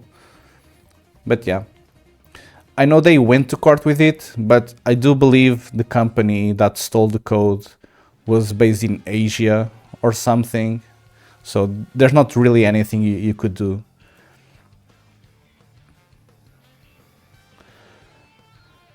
The stuff you make malware? No, I'm a cheat dev kernel engineer. That's freaking cool. Like, that's legit freaking cool.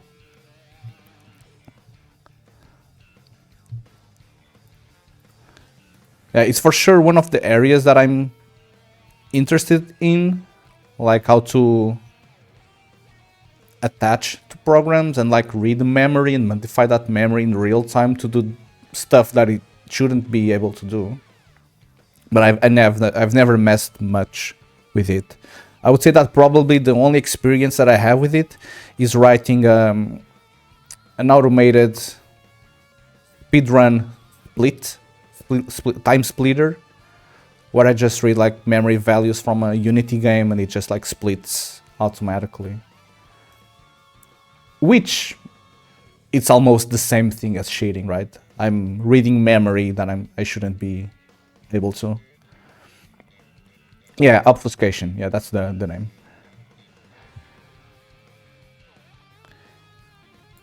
Yeah, in IL Spy, if you don't obfuscate your C# code, you basically just have their entire source code. Yeah, C# is not great for that. The garbage collection plus the lack of obfuscation plus the fact that you are basically attached to all the Windows and Microsoft platforms because it was made by Microsoft. It makes it also very difficult to like write C# code that also runs in Mac OS and Linux and stuff. Yeah, running games for other people is freaking cool. Ruining games for other people is freaking cool. I mean, I'm not saying I would like to create cheats, right? I just think it's cool to explore and know a little bit more about how software works. Obviously, you can learn these sort of things in a safer way because there are like those hack the box websites where they give you executables that you can try to break and stuff. But I mean, this stuff is still important because let's imagine that you are working for the government and someone is hacking your entire infrastructure. These are the sort of people that will be able to figure out what the hell that software is doing. So it's not a matter of writing cheats, it's the ability of reading binaries that you shouldn't be able to and figuring out what those make and try to minimize what they do.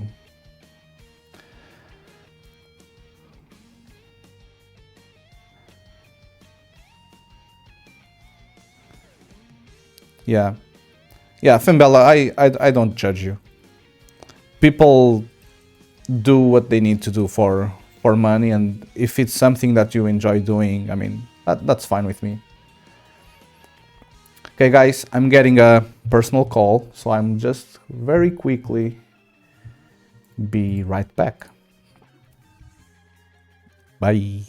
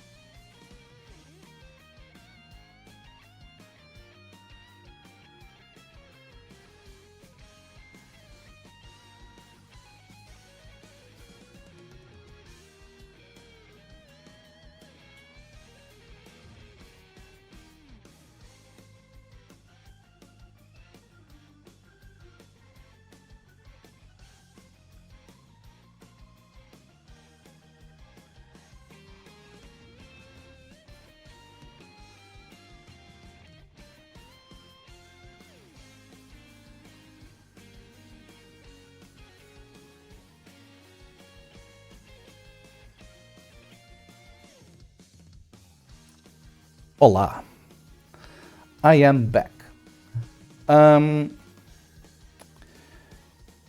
Yeah, I mean, again, just to, I think, conclude this conversation, people do what they need to do in order to make money. As long as you aren't doing like illegal stuff, it's fine with me.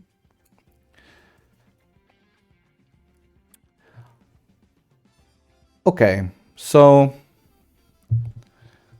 again, we got our first unit tests passing, so that's really cool. So yeah, I think we just continue writing some sort of code.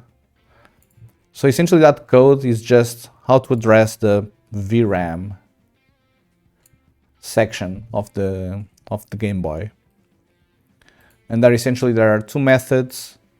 One is unsigned, yet the other is signed, and we implemented both, and we have unit tests passing, so that's a GG. Okay, more stuff. Each tile occupies 16 bytes, where each line is represented by 2 bytes. For each line, the first byte specifies the least significant bit of the color ID of each pixel.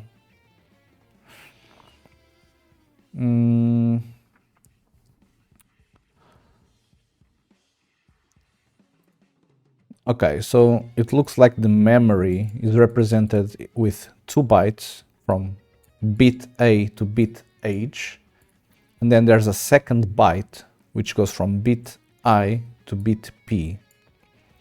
This represents 8 pixels in a tile, but then you need to merge the first bit here with the first bit there, the second bit here with the second bit there.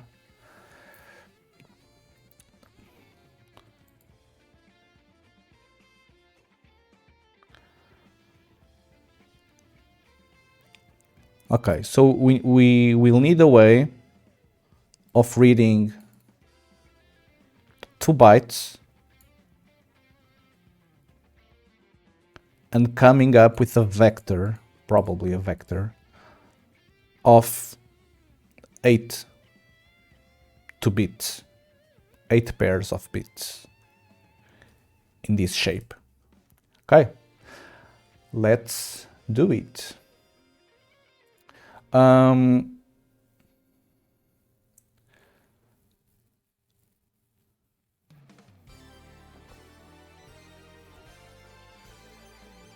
So I think we will need some sort of function that will get 2 bytes, 2 U8s,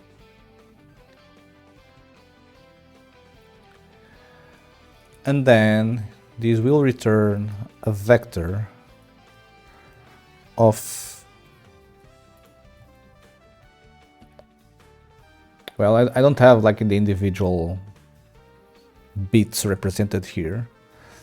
I could maybe create like a union structure for representing like a row, but I think that for now this will work.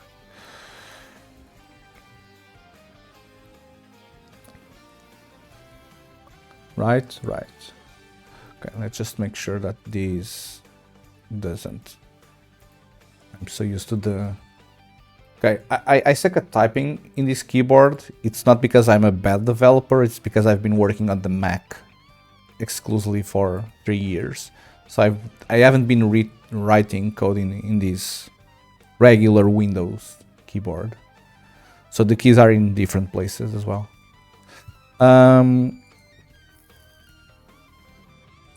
Okay, so for each bit, we'll need to create a new pair. Okay.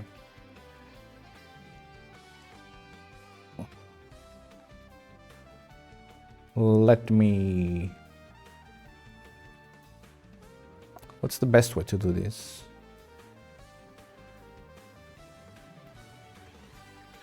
What is the best way to do this? I probably don't want to create a for loop, do I? I don't know. So no. This is going to be... Hold on. How do I do this? I think it's like this. So I want to do the binary AND of the entire value of A with this specific bit. Yes.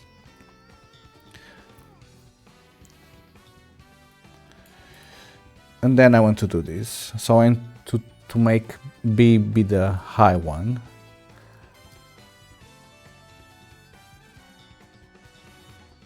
Yeah. And then BA, or that specific BA, will be high B union here with low A. And then we push this into a vector, I believe. I mean, we can call it res. It's here. Yes. It's very weird writing this code here. Okay. Well, instead of this, I could probably initialize it. And then here, I can just do this.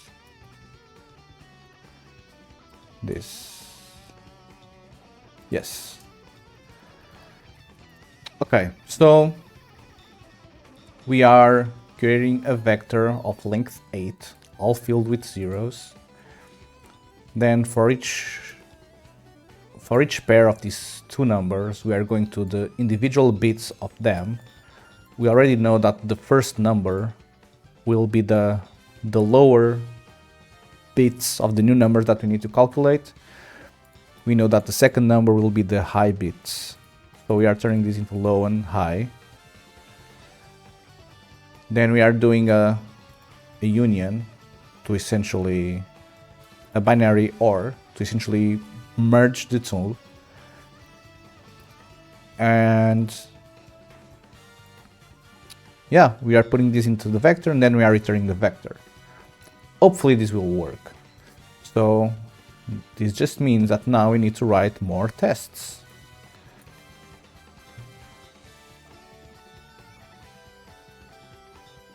Because tests are very, very fun. Okay, we'll probably need a better name. Data format. For each line, the first byte. Yeah, I don't know what to call this.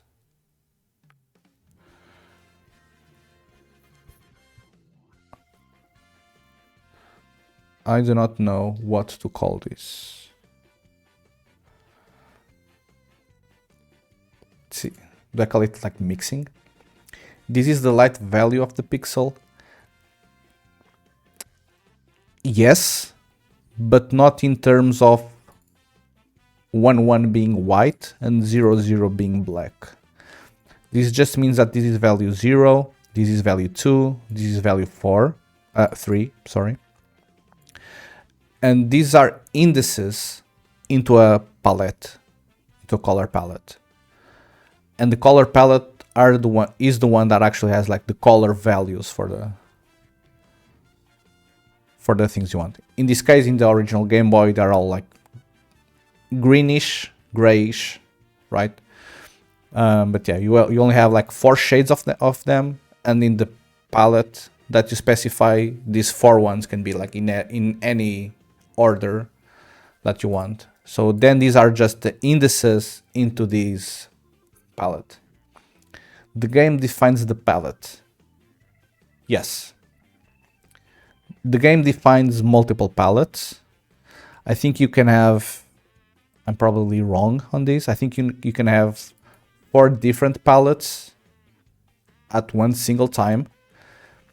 So you need to say which palette you are using and which index of that palette you are using for that specific pixel. And then if you want to make like some cool effects of like just imagine like you get damage, right?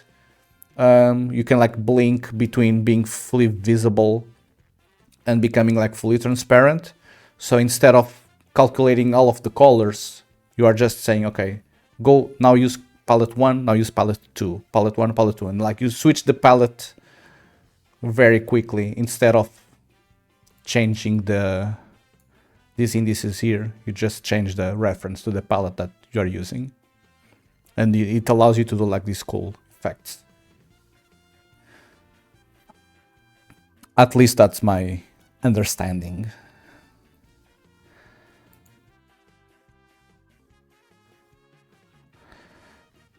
A tool for viewing tile is here. Okay, cool. Blah, blah, blah. Yeah, I just don't know what to call this. Is this like a merge? Unroll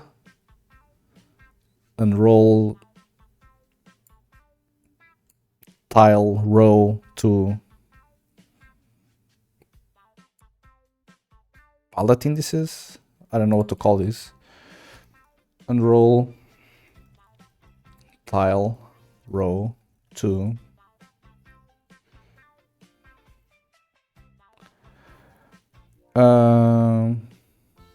well, it's not palette indexes, it's color indices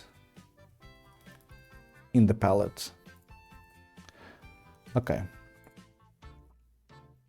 Fn test this. Oh, it doesn't let me have a secondary. I thought I could have like multiple.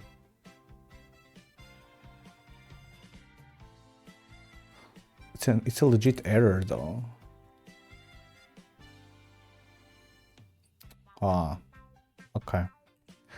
Well, I don't think this name is that important, so I think I can just call them like tests 1. And this can be tests 2, and we go from there. Because I think I want to have like the tests close by to the functions. Because if not, it's going to be very like confusing, having like different files for tests in different sections and stuff. Okay, so we'll need to assert stuff. Okay.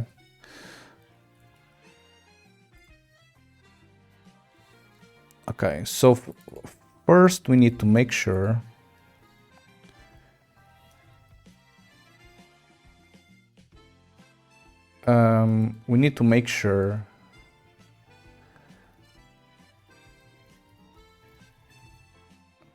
that we get a length of 8 every single time. We do. G. And now we want to assert that if we call these with 0, we get 0 every time. 1, 2, 3, 4, 5, 6, 7, 8. Well, I'm being dumb, aren't I?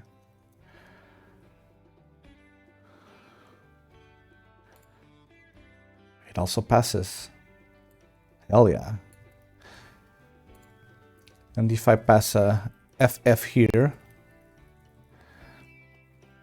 and the FF there, then this should give me FF all of these.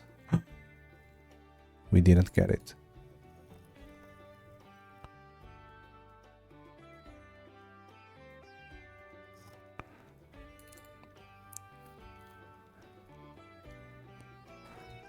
We did not get it. Ay, ay, ay. Guys, have I told you how much I hate Rust? Okay, so we go in. Okay, we are getting to 55 on both, which means that these are all ones. Like, all of these are ones, so these should be... Oh no, hold on. No, because this shouldn't be giving me FFs here. It should be giving me 11.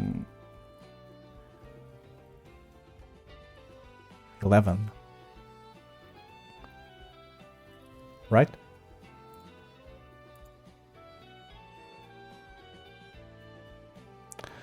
I mean, it should.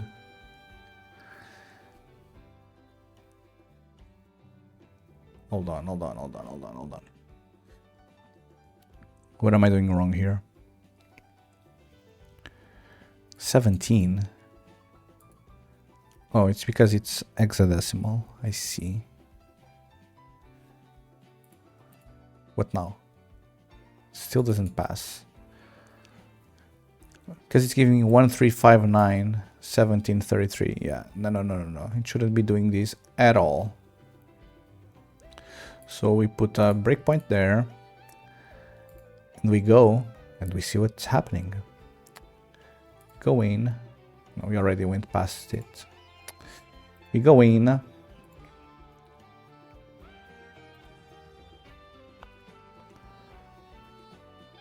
So low is 1, high is 1. No.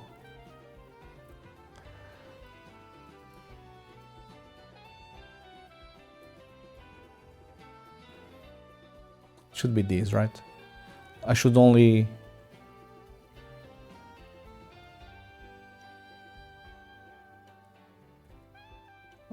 move it by 1 here.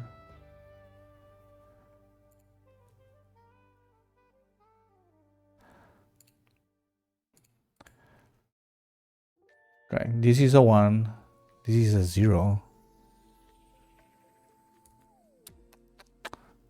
Shouldn't this be a 10? Or, no, okay, I have this mixed. Okay. We go in. And this should be a 3.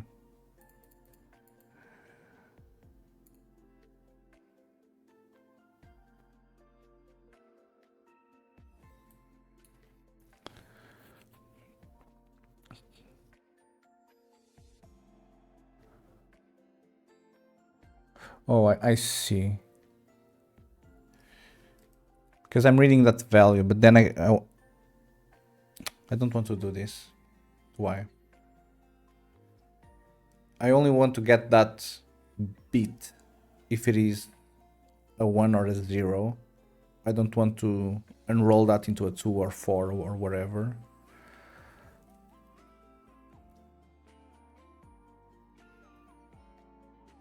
Well, if I move it back, will this work? Do I have like what's it called? Auto reloading in Rust? Can I get auto reloading in Rust? Computer says no. Obviously. Computer says no. Okay. Okay, this music is way too chill for this. You can also not. I mean... Right, because the first not will turn it into a 0, essentially, and then a not again will turn it into a 1.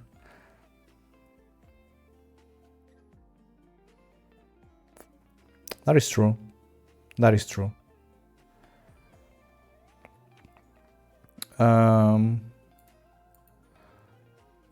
This is a 3. This is a 1. Bro. I need to do this as well. No, I need to do this. Yeah, okay. We'll take EQX suggestion. Thank you for your expertise in binary operations.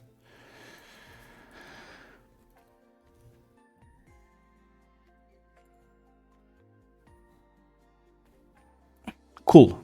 Okay, I have an additional thing there. Okay, and we go again. Will this work? Probably. EQX is very smart. 1 and 2 gives 3.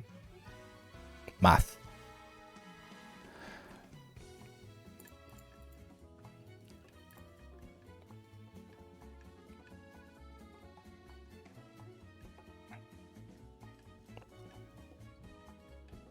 Icky.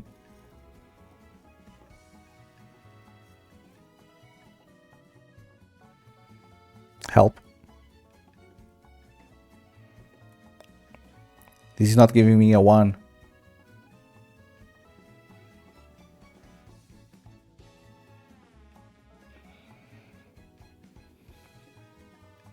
What the fuck?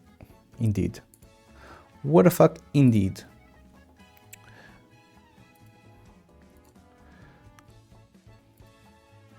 Why though?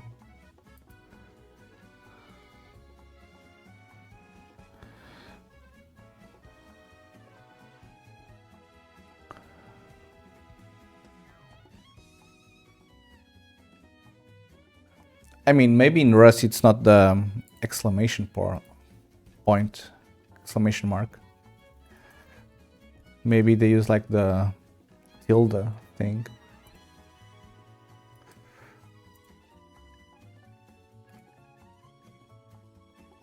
It's a bitwise not.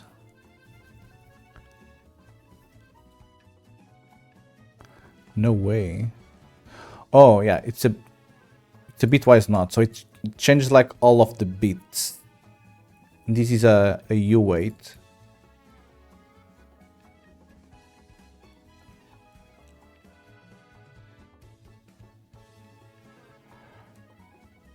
And here I'm shifting.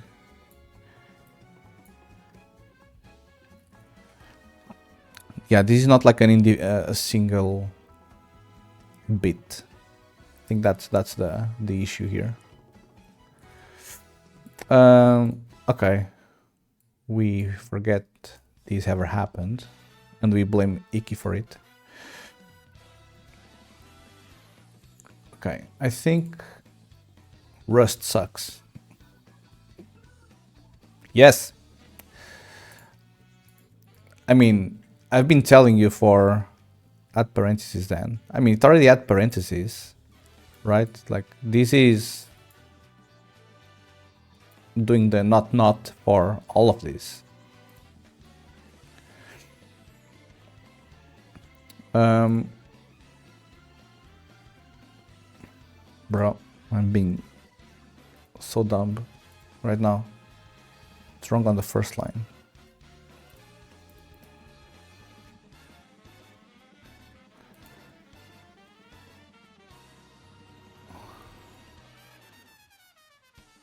Thank you.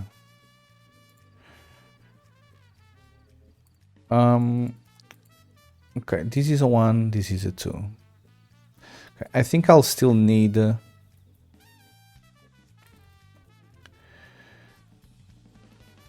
do this and then 1 there.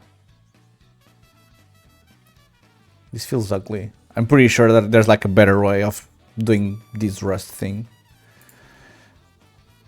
Pretty sure. No, that won't work. You first need to do the entire move, so you move everything to the first low bit. So you essentially have all zeros to the left, and then you go 1 to the right, 1 to the left.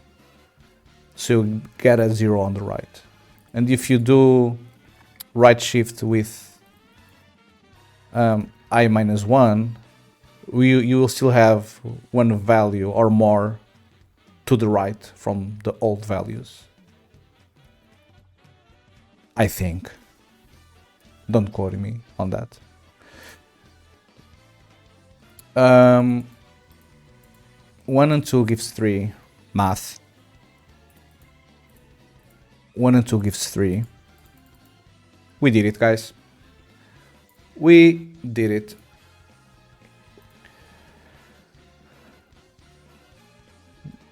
But who knows what Rust would do with shift minus 1.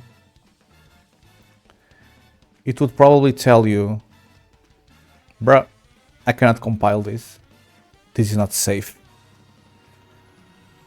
Because I don't think you are allowed to do bit shift operations with signed integers.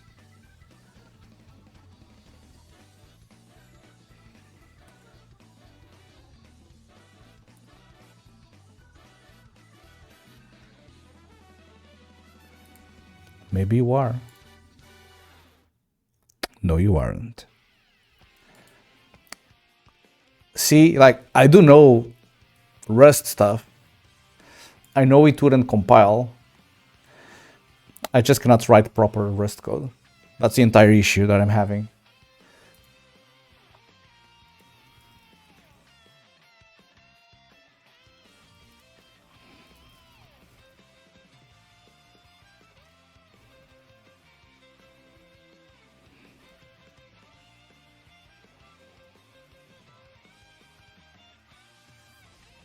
Hold on, personal stuff.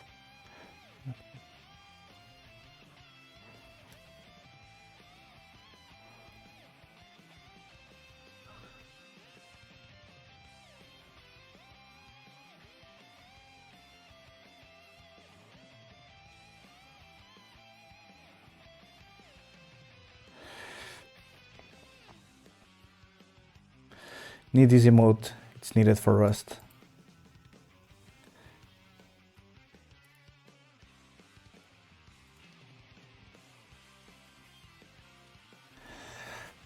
Rust, am I right? Rust, indeed. Okay, so in theory,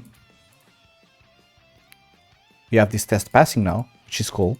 So essentially we are ensuring that we always get 8 things inside that vector.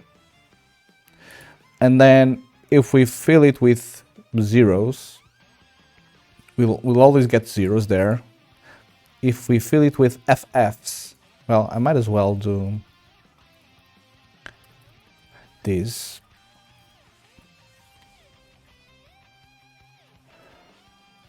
Yeah, we don't have a weather command here. There's probably an easy way to add it. Oh, I don't know what this is. So if I were to add a weather command,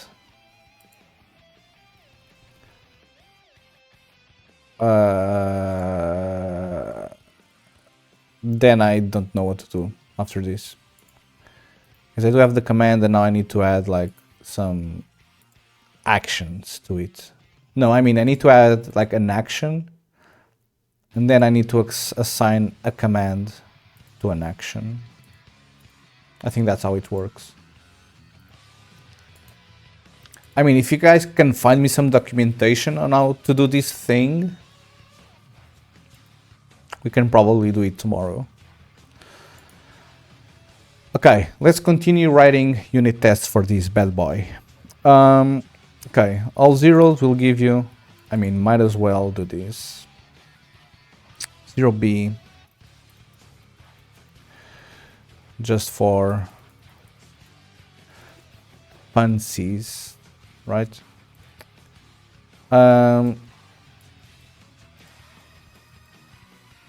What more tests can we make here? Well, if one is 0 and the other one is all ones, we should be getting 10s, right? So if this is all zeros, we should be getting 10s. If this is 1 and this is 0, we should be getting 0 1s. And I think this is fine as a test. Should we test something else, or is this correct?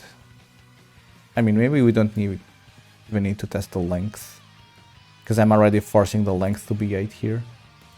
Anyway.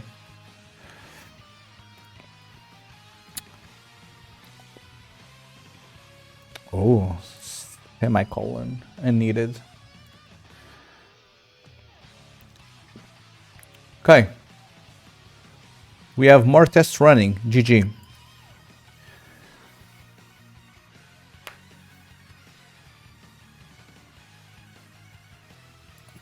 Should we have like an hardcore test like this one? Which one do you guys want to test? Pick a row. Pick a number from 1 to 8. Quick, quick, quick. All of them. Bro, Why do you have to be right, though? You're just being annoying now.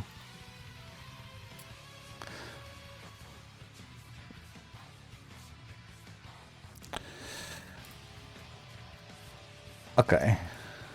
Can I have like better formatting to this? Hold on. No, we'll do this properly. EQWix is right. We are doing some professional development here. We need to make sure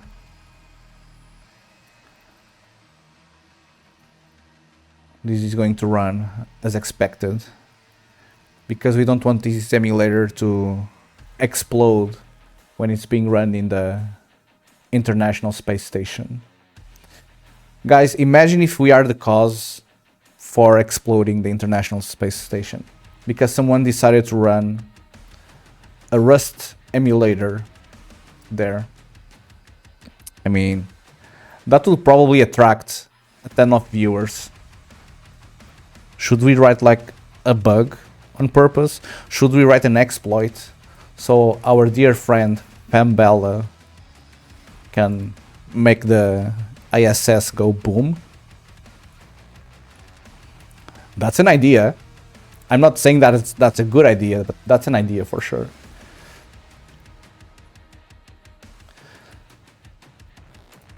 Guys, I don't want to call you out, so don't need to reply. I do appreciate the 10 viewers we have right now. It's the max that we've had.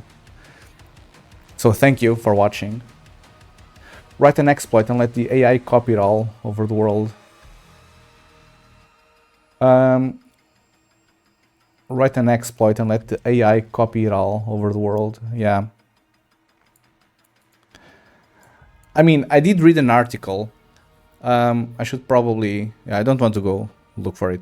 But I did read an article where it's fairly easy to make the new AI chat things tell you fake shit about anything. You essentially write a blog post and you have Google and other stuff reference that. So you have to work a little bit on your SEO. And then whenever the AI replies to one of the things that you have in your post, if your post is the most recent article about that subject matter, then the AI will use it like as a proper reference. So yeah, maybe we can have some sort of fake blog post saying that in order to make the ISS go 3 times faster or some crazy shit like that, then they need to run my Rust emulator there. Maybe it will work.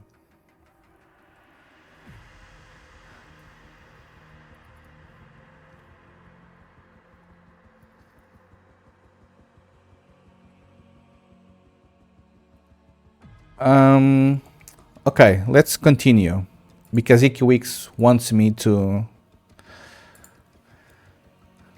have this working. Okay, guys, issue number 1 with the IDE. I don't know how to select, how to have multiple cursors based on my current selection.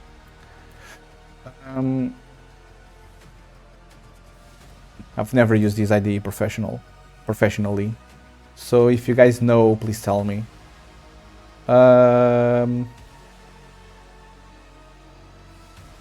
View, edit, extend selection. No, I think extend selection will be to go from a single thing to a... Yeah, like select the entire scope. This is not what I want.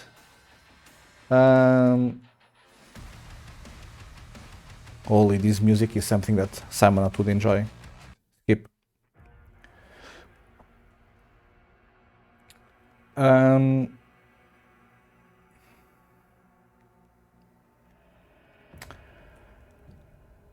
don't know. I mean, let's do it by hand, YOLO. We have time. We have 35 minutes until I need to go. I mean, can I do it like this? Yes. GG. Okay, and now we do a comma here. And now we do assert equals and roll tile row to color indices. We pass this, we pass that. And this will give me something.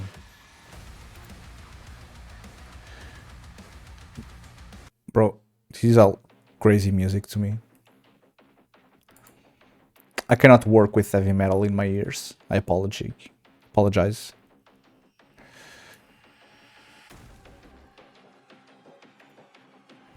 Alt J. I love you, Ikiwix. Bro, what the hell is this soundtrack? Hold on. I need to open the app. Hold on. Oh, it's Doom. Yeah, it kind of feels a little bit too much, doesn't it? Oh, because it's not shuffling randomly. Yeah, that's the issue. Skip. Okay. So the first line will be this. And this it needs to be 0x as well. Alt J, comma, 0x. It's professional development right here. I do appreciate the tip, the hint. Okay, 0x, and then Alt J. Hell yeah. Now we are moving fast. Look at this. Professional.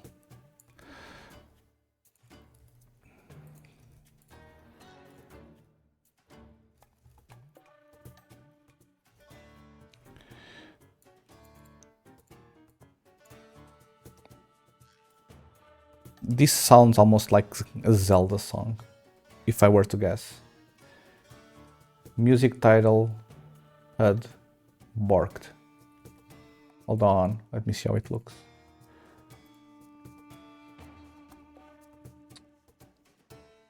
No, it's like here. It does disappear when I pause the music. Like if I pause it, it should disappear. But it appears to be working here. Now I put myself full screen, hold on. I'd say Assassin's Creed, stuck on Mario Forever. Oh, it's... Oh, so it's not updating, hold on. Super Mario Odyssey.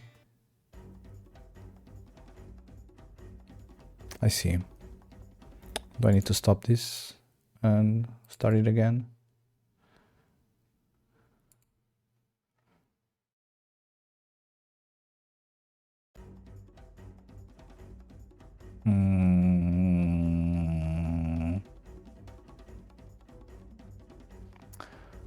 Hold on.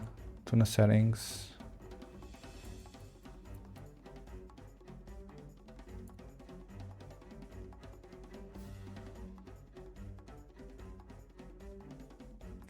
Yeah. I don't know. I think I would need to restart OBS to fix that. I don't think this is something I can fix.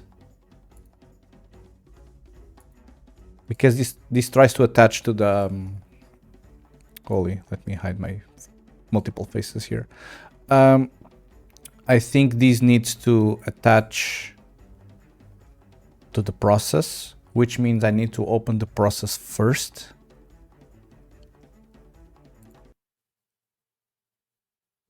Yeah, see, like I stopped it and it didn't do the thing. Maybe I can use the window title feature. Yeah, maybe I'll change it to try to use the window title for YouTube music. Okay, I do appreciate it though, so I'll just plonk. Thank you for the heads up. Okay, we continue. 000x11. Okay, so now it's this one.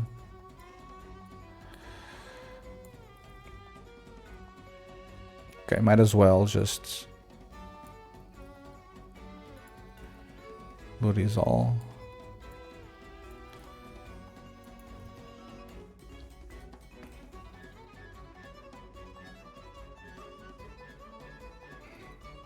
Ah, I almost thought it was going to work. Sad. 0x. Can I? Oh, no, I know what I can do. I can do this. 0x. No, no, no, no, no. Comma 0x. That doesn't work. Ay, ay, ay. Okay. Will this work? So essentially now we are taking real data from their sample, and instead of running our own bad test, we are using proper tests from there.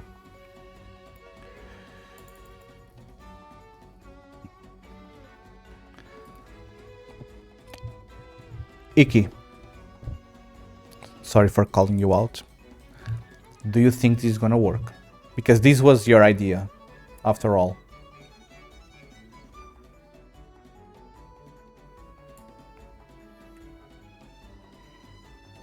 %100% gonna work. Oh man, I hope you're right. Fuck!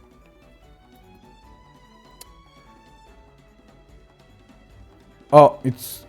I know, sorry, I'm dumb. Sorry. It's not 0x, needs to be 0b. Needs to be 0b. My bad.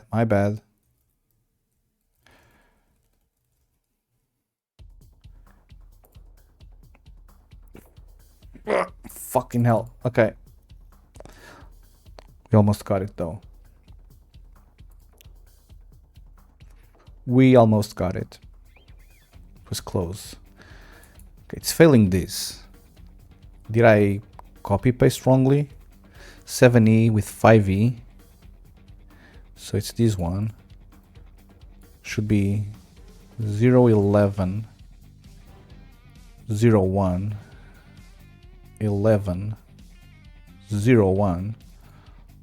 Hold on, did I like copy paste this wrongly? No.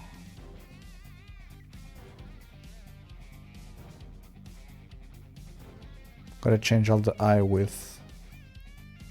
No, I mean it's only failing on this one.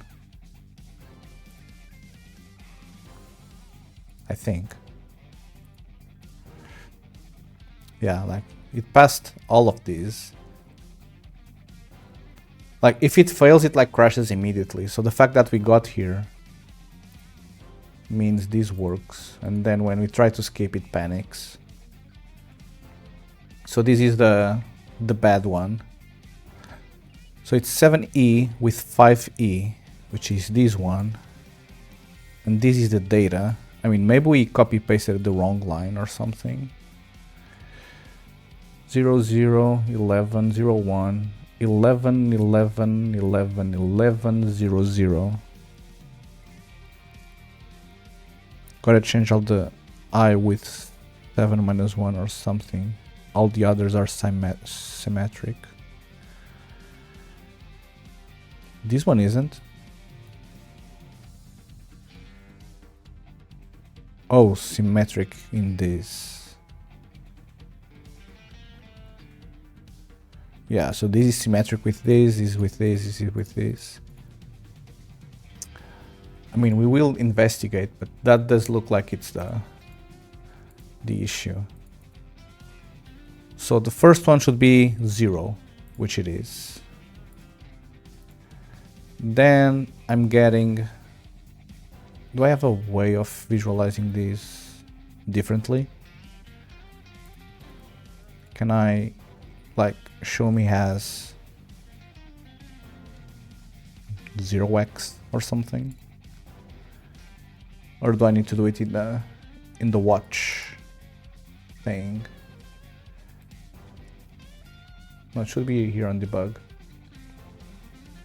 Test failure gravity to arrays.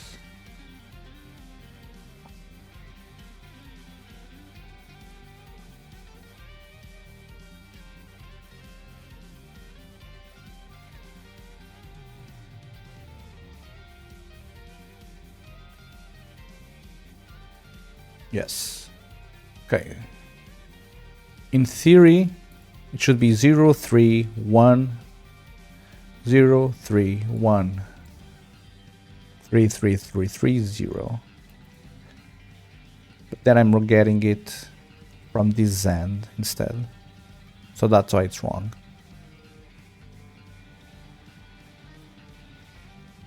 I see.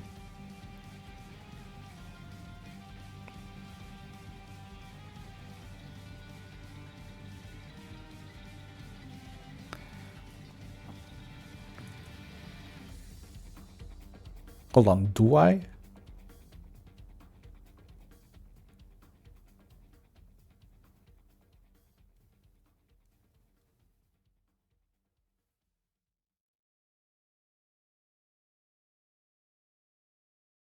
I'm not sure I'm understanding what the issue is though.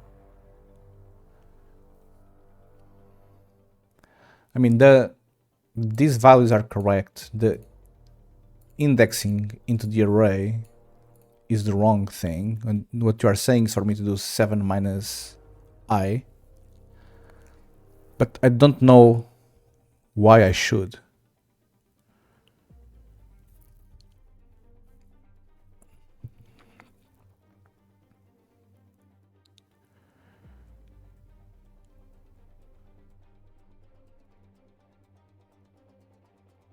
Oh, I know. Yeah, it makes sense because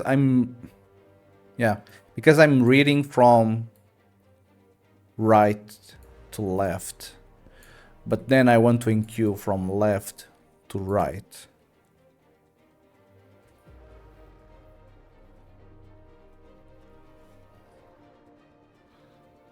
Right? I think that's the reason.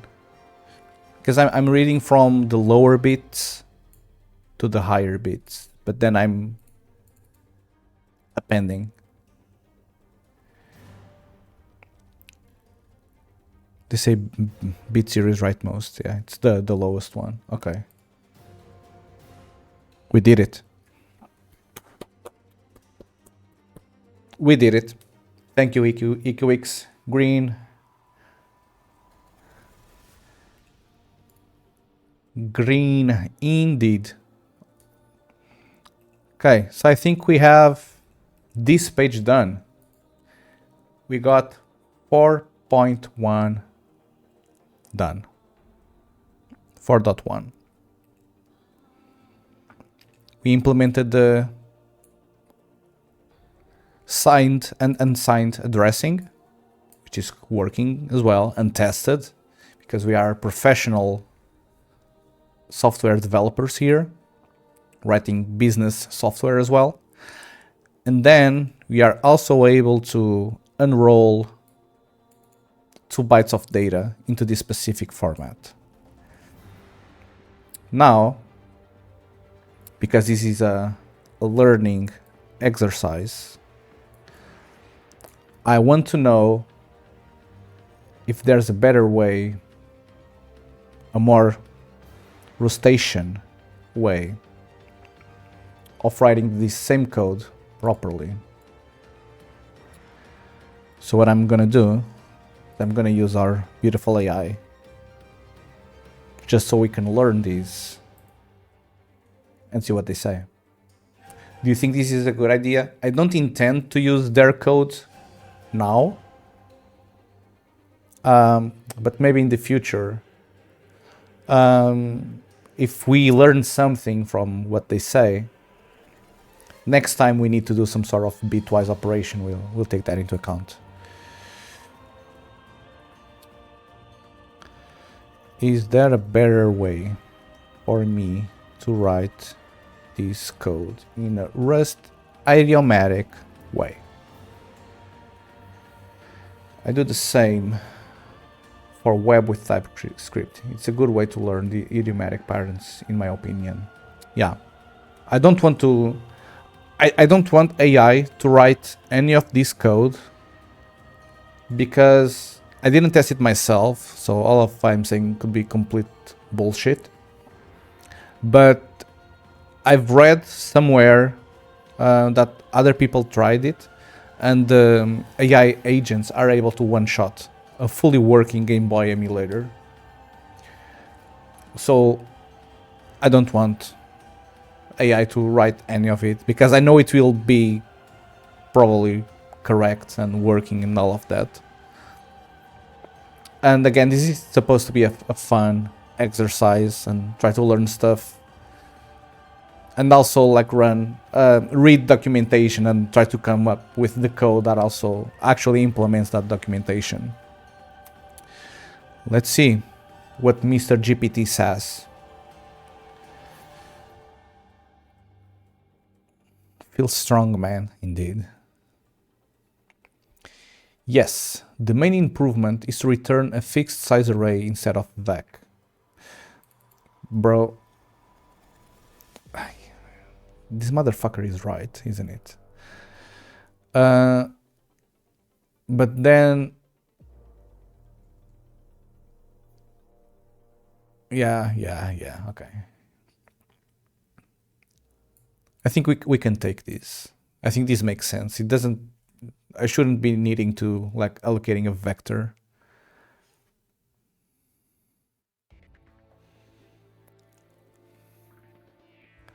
The end one is much better. Two, lol. Right, because I do right bit shifting. And end one will force me to get only the rightmost instead of these crazy stuff.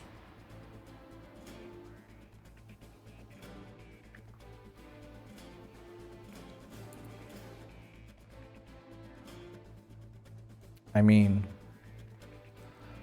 this sucks. I don't like this at all. Okay, should we take this into account? Should we change our code to use this right now? I mean, this makes sense, right? Because just right shift everything, the number of bits that you need, so you only keep the rightmost. Okay, I'm not copying over, I'm writing all of these like a GigaChad. GigaChad in chat, please. You wait 8. Okay, instead of a vector, it's this. Okay, so this should still can compare with vector, bro. Okay. No, stop. It's Alt J. Okay, does this still compile? It does still compile. Okay. First task is done.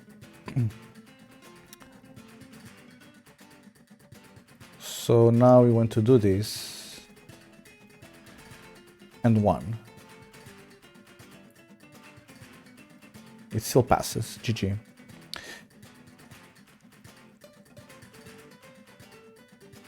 And now I'm trying not to look here. I'm just trying to see if I can like use these here. I mean, it should be this, right? And then 1, but with a B here. So we shift B all to the right. We take the first bit only, and then we move it 1 to the left. and then we do this. Okay. G. We did it. We did it. We are GigaChats confirmed. Thank you, Mr. GPT. I hope we didn't burn many trees with that. Okay. Okay, we have 15 minutes remaining for this stream.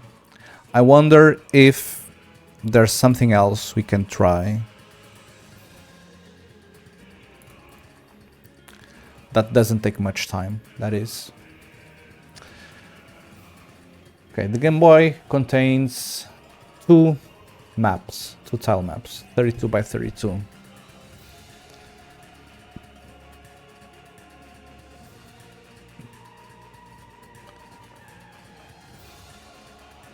Each tile map contains the 1 byte indices. Bro, whoever writes indexes like this, should we like suggest an edit? So people learn how to write indices properly? Maybe. Tiles are obtained from the tile data table using either of the two addressing modes, which we already implemented, by the way. This can be selected via the LCDC register. Okay. Since one tile has 8 by 8 pixels, each map holds a 256 by 256 pixels picture. Yeah, because it's 8 times 32. Only 160 by 144 of those pixels are displayed on LCD at any given time.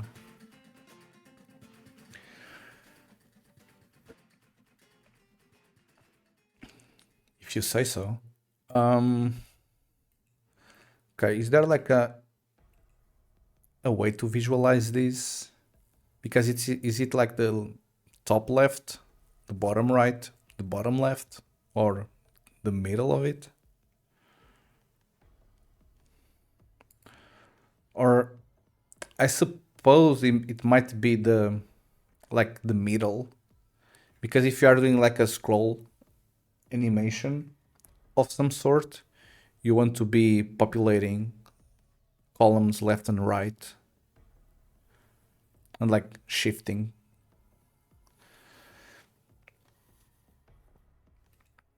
Background map attributes. This is color Game Boy mode only. I don't want anything regarding to color.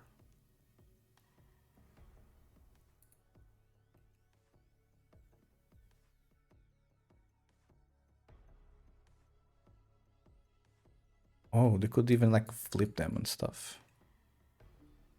Cool. Yeah, we don't want that yet. Maybe we will extend our emulator to be a color Game Boy emulator as well. But first, we go with the OG.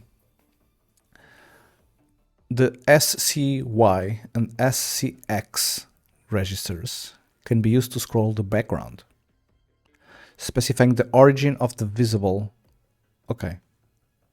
of the visible 160 by 144 pixel area within total 256 by 256.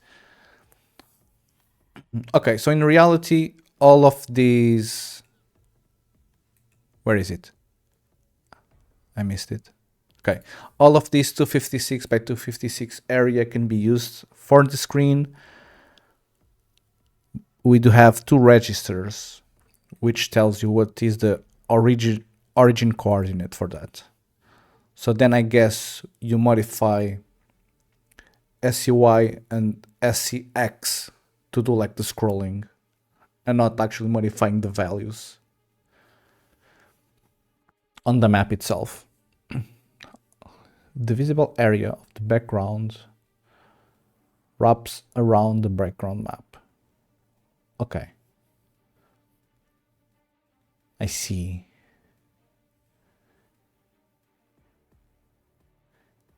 In the non-color Game Boy, the background on the window can be disabled using LCDC bit 0. Okay, is LCDC a register? Or what is this? Yeah, it's a control register. Okay, so I think we need to start creating some registers here.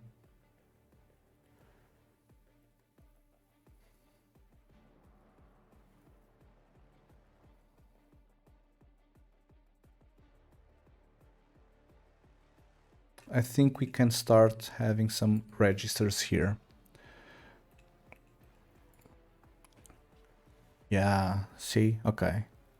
So the screen Y and screen X,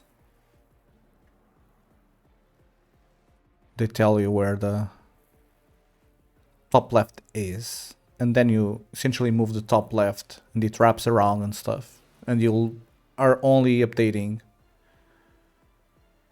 this small portion of it, essentially.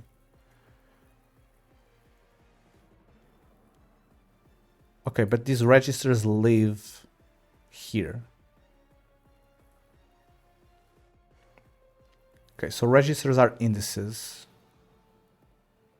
into RAM.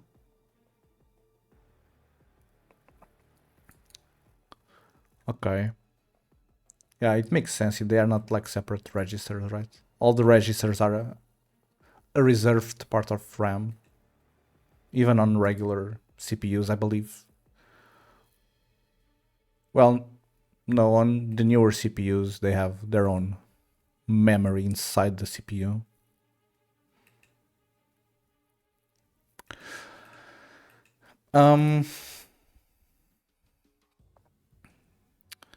Okay.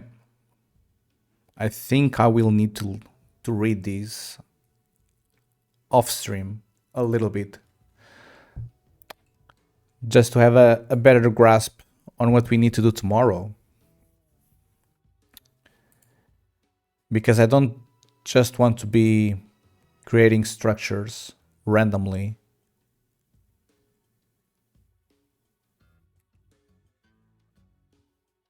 Do I? Right, because this LCDC is a byte, but it has like 8 bits and each bit do something different. And this starts at FF0, FF40. This is FF47.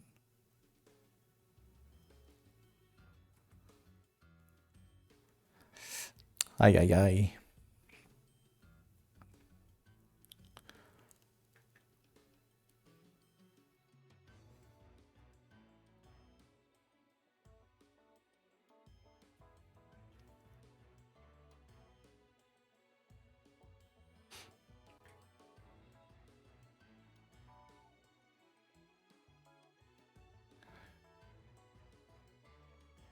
Okay, I have an idea. I don't know where I want to do this. So I'm just gonna create a new module that I will call registers. I will say that we'll have our LCDC, which is a, you wait, our LCDC structure register is a U8, and then we will need to implement methods for the LCDC.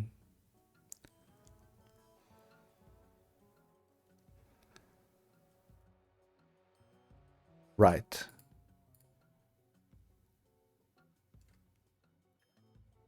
FF42 and 43. Okay, now I'm confused.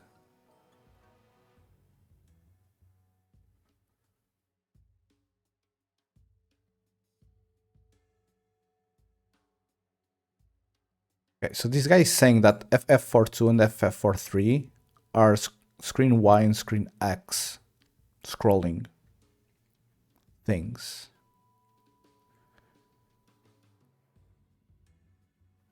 But then LCDC leaves off at FF40.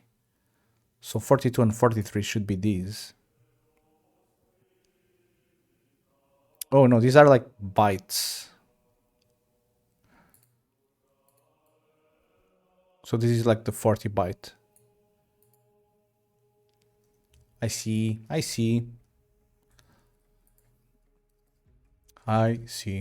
Okay.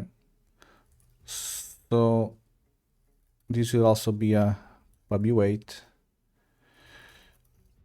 This will also be a pub U8 register, indeed.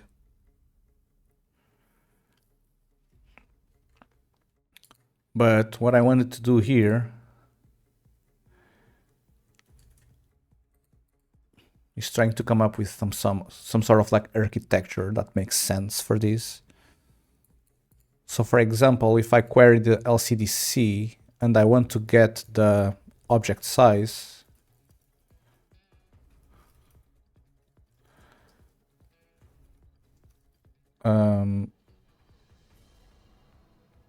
this will either return a 0 or a 1.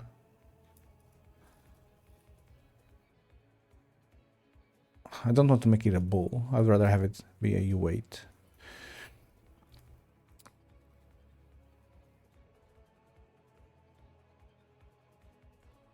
Yeah, so this is gonna return self.0. Okay, I think we'll need like some helper functions, like a get bit at kind of thing. pubfn get bit byte U8, and this is an index, also U8. Okay, and then if we go here on the graphics thing, this is what we want to do, right? So we have our byte, we want to shift it by index, and then we want to return this.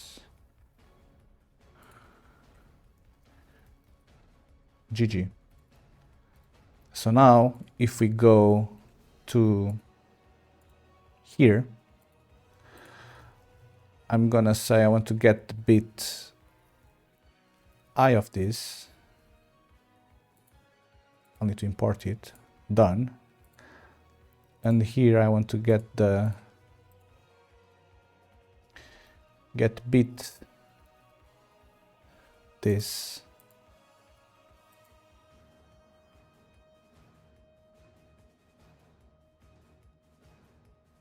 What is this guy complaining about?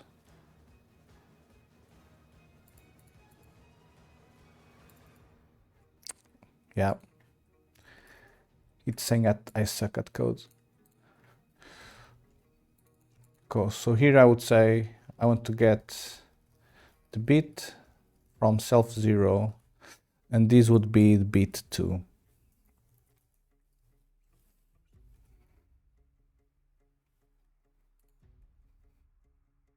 Okay. What's the issue now? 7 is a... Does it need to be a U size? Or do I need to do a as U size thing here?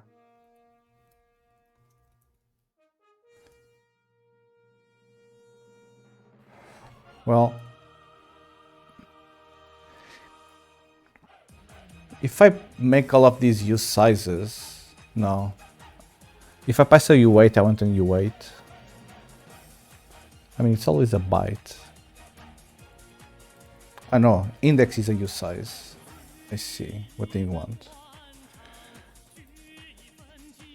And now this works. Holy, this Chinese banger. Okay. And all the code passed. And now we have a beautiful helper function called getBit.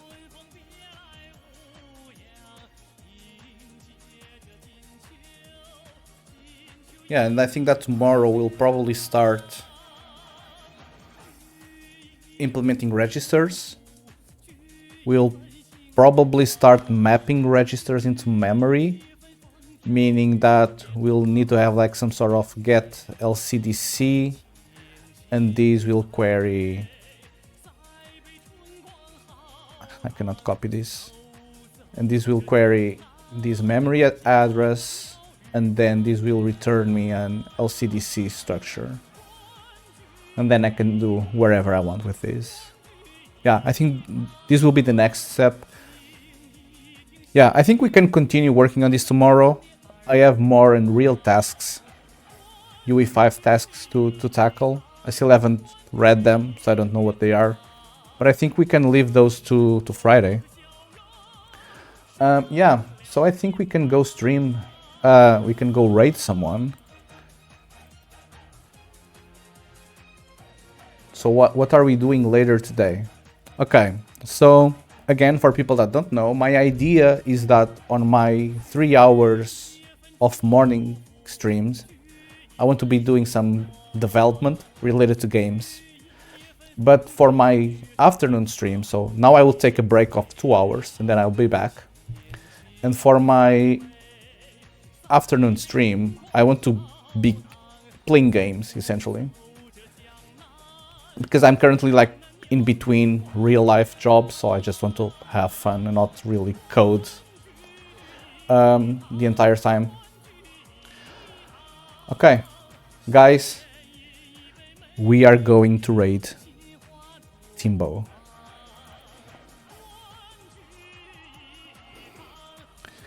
Look, it's me.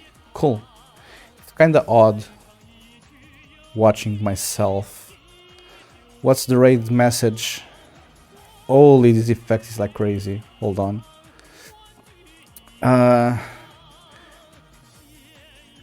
Do you guys have an idea of a raid message to write? I mean, I'm called Dudezord, so I think like all the dudes and dudettes are here or something.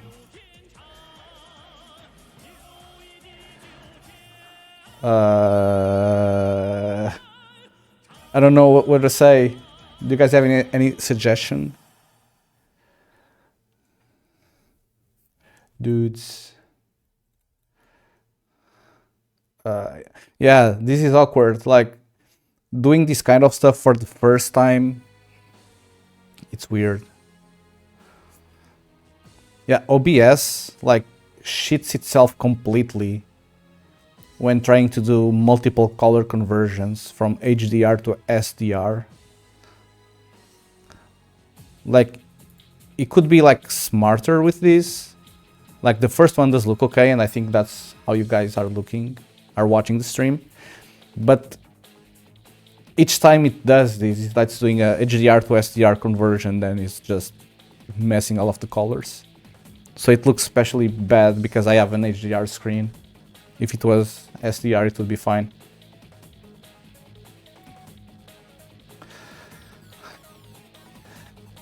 Something about Rust.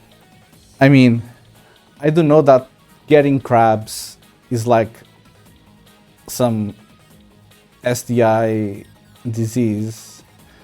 So something like dude and dudettes, dudes and dudettes are here to give you some crabbies or some hinged shit like that. It's like crabbies like this. How do you spell it? Grab your keyboard. Here comes the Dudezord. I mean, that's pretty fun. Is it like crabs? Oh, it's not crabs, it's like crabs. Use some crabs. And then we can like put some Rust stations here. Yeah. Do you guys like this? Is this too hinged? Am I getting banned?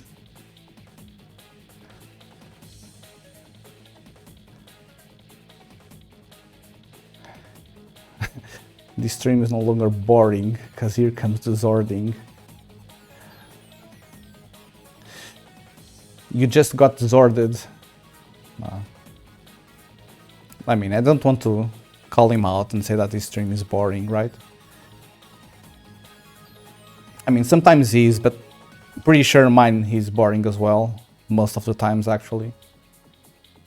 Guys, I don't know. This is like new territory for me. I do like this hinged one. Raid incoming. Borrow checker approved.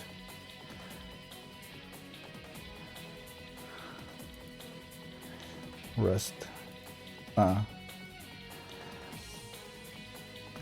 We'll go with this. We'll go with this. With the crabs one. Maybe we'll figure it out that they are related to Rust. Maybe he won't. Okay. We're going with these, guys.